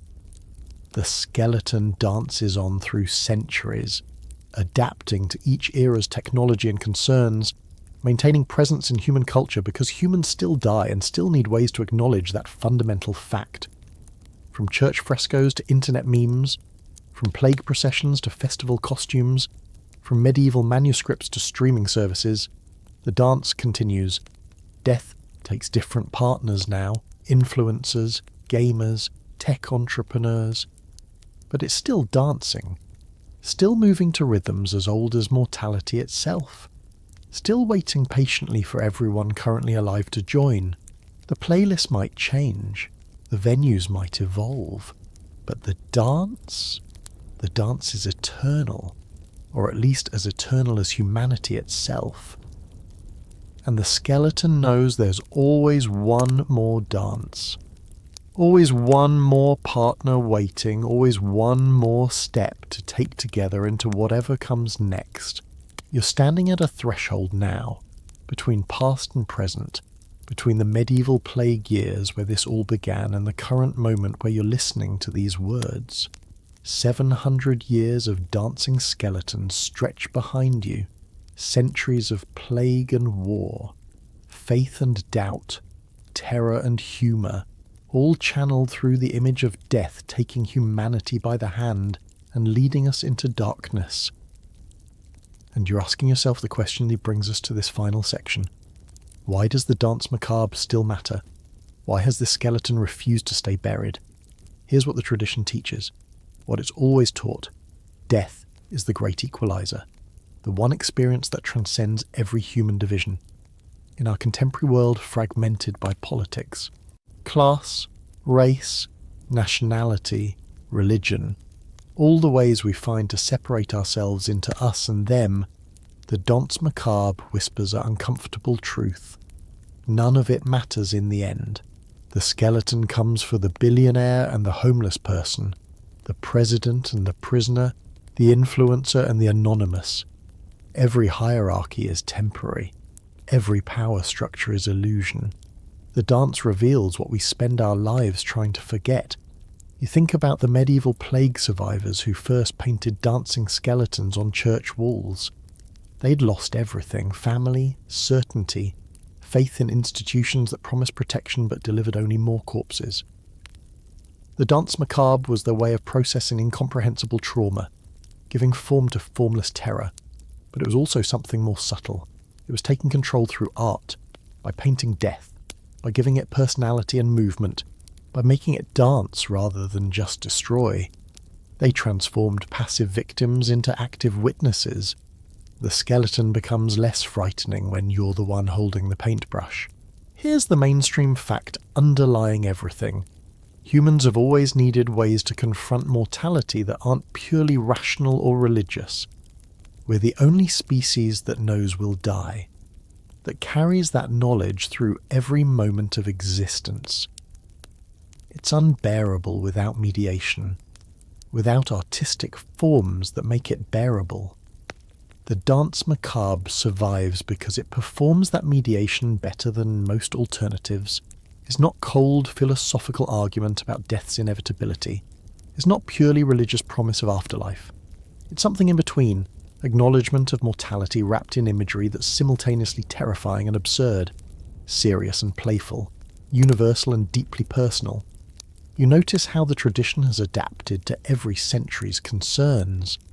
Medieval Christians saw it as a reminder to confess and seek salvation. Renaissance humanists read it as critique of earthly vanity. Reformers weaponized it against religious opponents. Enlightenment rationalists dismissed it. Then Romantics resurrected it as protest against reason's coldness. Modernists used it to document industrial slaughter and genocide. Contemporary culture transforms it into memes and festival costumes. Same skeletons, endlessly reinterpreted, proving the imagery's flexibility is key to its survival. Historians still argue about what the Danse Macabre ultimately means. Is it about accepting death or protesting it, embracing mortality or raging against it, finding comfort in death's universality or being terrified by life's brevity? The answer, probably, is all of the above simultaneously. The tradition survives precisely because it's ambiguous enough to carry multiple meanings, flexible enough to serve different psychological needs depending on who's viewing it and when. You think about the specific elements that make the dance so powerful. The partnership between skeleton and human, not death attacking, but death accompanying. Taking your hand like a dance partner rather than an enemy. There's something almost tender in that image despite its grimness. Death isn't portrayed as cruel. It's simply insistent, inevitable, doing what death must do. The skeleton's smile in many images isn't malicious. It's the smile of someone who knows a secret you're about to discover. The processional structure matters too. Everyone takes their turn. The dance is orderly, sequential, fair in its own way. You watch emperors and popes die before you, and you know peasants will die after you. Your death is part of a pattern, a rhythm, something larger than individual experience. There's strange comfort in that. You're not dying alone into meaningless void, but joining a dance that's been going on forever. That includes everyone who's ever lived. Mortality becomes shared experience rather than isolated ending. Here's a quirky detail about contemporary relevance. Some therapists actually use Danse Macabre imagery in death anxiety counselling. Patients afraid of mortality are shown medieval dance images and asked to reflect on them. The familiarity of the imagery, Most people recognize dancing skeletons even if they don't know the formal tradition, makes it accessible. And something about seeing death personified, given character and personality, can make it less abstract and therefore less terrifying. If death is a dancing skeleton, it's at least comprehensible, containable within artistic form rather than being infinite unknown darkness. You realise that the Danse Macabre has always been about time. The skeleton represents not just death, but time passing, moments lost, hours you can't reclaim. Every tick of the clock is a step in the dance. Medieval audiences saw hourglasses in death's hands, emphasising this temporal element. Contemporary viewers might not see hourglasses, but we check our phones constantly, watching digital time displays, equally aware of minutes passing, deadlines approaching, age advancing. The dance reminds us that we're always moving toward death, that every moment of life is also a moment of dying, that the dance began the moment we were born. The humour threaded through the tradition deserves emphasis. The Danse Macabre isn't purely grim, it's shot through with dark comedy, with irony, with mockery of human pretension. The skeleton makes jokes, the living figures respond with ridiculous excuses. There's slapstick in some versions, death tripping the proud merchant, pulling the bishop's robes, making the emperor's crown fall off. This humour doesn't undermine the serious message, it enhances it. Death becomes bearable when you can laugh at it, when you can see the cosmic absurdity of human vanity confronted with mortality's inevitability. You think about the democratizing force of the tradition. The Danse Macabre has always been radically egalitarian, insisting that death sees no hierarchy, acknowledges no privilege, accepts no bribes. In medieval society built entirely on rigid class structure, where questioning your assigned social position was literally heresy, the dance said, all that's nonsense. All that's temporary illusion. Death reveals the truth. That message never stops being relevant. Contemporary society has different hierarchies, different forms of inequality, but the skeleton's message remains the same. You're all coming to the same place eventually, so maybe treat each other with more equality while you're alive. Here's where the tradition becomes most personally relevant. It forces self-reflection. When you look at a Danse Macabre image, whether medieval fresco or contemporary meme, you inevitably imagine yourself in it. Which figure are you? What's your skeleton partner like? How would you react if death tapped your shoulder right now? The dance makes mortality immediate and personal rather than abstract and distant. It's not about other people dying someday, it's about you dying, possibly soon, definitely eventually. That confrontation with personal mortality is uncomfortable, which is precisely why the tradition matters.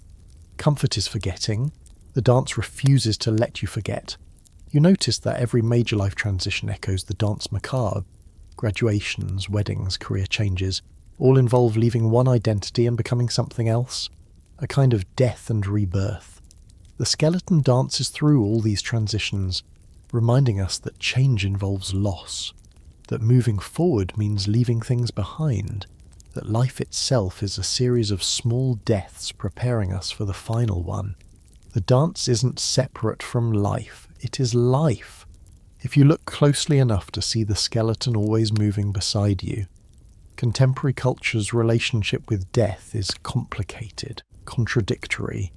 We hide it better than medieval people did. Hospitals and funeral homes keep dying bodies away from daily experience. But we're also more saturated with death imagery than any previous era. Violence in movies, news reports of disasters, constant awareness through media of deaths happening globally. The Danse Macabre thrives in this contradiction, providing imagery that's familiar enough to be comfortable but meaningful enough to provoke genuine reflection when you stop and actually look at it. The environmental crisis gives the tradition new urgency. The Danse Macabre originally responded to plague, to death happening around you constantly, inescapably. Climate change creates similar awareness, not immediate plague death, but slower catastrophe, species extinction, ecosystem collapse, the possibility that human civilization itself might dance into extinction. The skeleton now represents not just individual mortality, but potential collective death, making the tradition more relevant rather than less, as existential threats multiply. You stand at the threshold still, and you realise the Danse Macabre will outlive you, long after everyone reading this has joined the dance. And yes, that includes you. Specifically you, the person experiencing these words right now. The tradition will continue, new artists will paint skeletons, new musicians will compose death dances, new cultures will adapt the imagery to their concerns. The skeleton is patient. It has time. It's the only thing that has infinite time. Actually, because it's not alive and therefore can't die. The dance is eternal, or at least as eternal as anything human can be. Here's the final, most important thing. The Danse Macabre doesn't exist to make you afraid. Fear is easy. The tradition exists to make you aware that your time is limited, aware that everyone's time is limited, aware that if everyone dies equally, maybe we should live more equally, aware that vanity is foolish, that accumulation is pointless, that power is temporary, that the only things that might persist are love, art, kindness, the intangible things that somehow outlast the tangible. The skeleton dances through the centuries trying to teach this one lesson. Live differently because you know you'll die. Live better. Live truer. Live like someone who remembers the dance is always happening, always moving, always one step closer to taking your hand and leading you into whatever comes next. And in that awareness, in that remembering, perhaps you find not terror but something like freedom. Freedom to stop performing for hierarchies that don't matter, to stop accumulating things you can't keep, to stop wasting time on everything except what makes being alive. Briefly, actually matter. The skeleton waits. It's been waiting since the first human became aware of death. It will wait for you specifically, personally, inevitably. But until then, you dance too. Not death's dance yet, but your own dance. The brief performance of being alive and conscious in a universe that allows such impossible things. The Danse Macabre, in the end, is just a reminder to make your dance matter. Because the skeleton's patience is infinite, but your time is not. And now, as this journey draws to its natural conclusion, as the final notes of the dance begin to fade into the soft darkness, let yourself settle deeper into comfort. The skeletons return to their medieval walls, their museum frames, their digital screens. The dance continues somewhere, always, but for now, for you, it becomes just a story heard in darkness. Just words dissolving into the gentle space between waking and sleep. You've travelled through 7 centuries tonight, walked among plague survivors and philosophers, artists and revolutionaries, all trying to understand the one thing that unites every human who has ever lived, the simple fact that living ends. But that ending isn't tonight. Tonight, you're here, breathing slowly, feeling the weight of your body in whatever space holds you, knowing that for all the skeleton's patience, for all death's inevitability, this moment is yours, this breath, and this one, and this one. The Danse Macabre has taught you its lesson, whispered its ancient wisdom across the centuries. Memento mori. Remember you will die. But also, remember you are alive now. Let that remembering ease into peaceful rest. Let the images fade. The painted churches, the dancing figures, the skeleton's eternal smile. They'll be there tomorrow if you need them, but tonight, let them go. Let everything go except the simple reality of rest, of darkness, of sleep approaching like the gentlest partner taking your hand not to lead you to death, but simply to lead you to dreams. The dance ends where all good stories end, in silence, in stillness, in the peaceful dark that holds no fear because you faced what you needed to face, understood what you needed to understand. The skeleton bows, steps back, fades into the shadows it came from, and you are left with only this, the quiet rhythm of your breathing, the soft sounds of night, the approaching comfort of sleep that asks nothing of you except that you let go. Let go. Let go now. 7 centuries of dancing skeletons have brought you here, to this moment, to this breath, to this gentle ending that is also just another beginning of whatever dreams will come. Rest now. The dance continues somewhere, always. But you have danced enough tonight. Close your eyes to all those skeletons, all those churches, all those centuries of death reminding us to live. Close your eyes and let sleep lead you now, gentle as any dance partner could be, into the dark that promises nothing but rest, into the night that holds you safely, into the silence that finally, mercifully, comes. Sweet dreams, traveller. The skeleton will wait. It has waited this long. It can wait a little longer. Tonight is for sleeping, for letting go, for trusting that tomorrow will come and you will wake in the dance. The eternal dance will still be there if you need it. But for now, for this moment, for these last fading seconds of consciousness, you are free.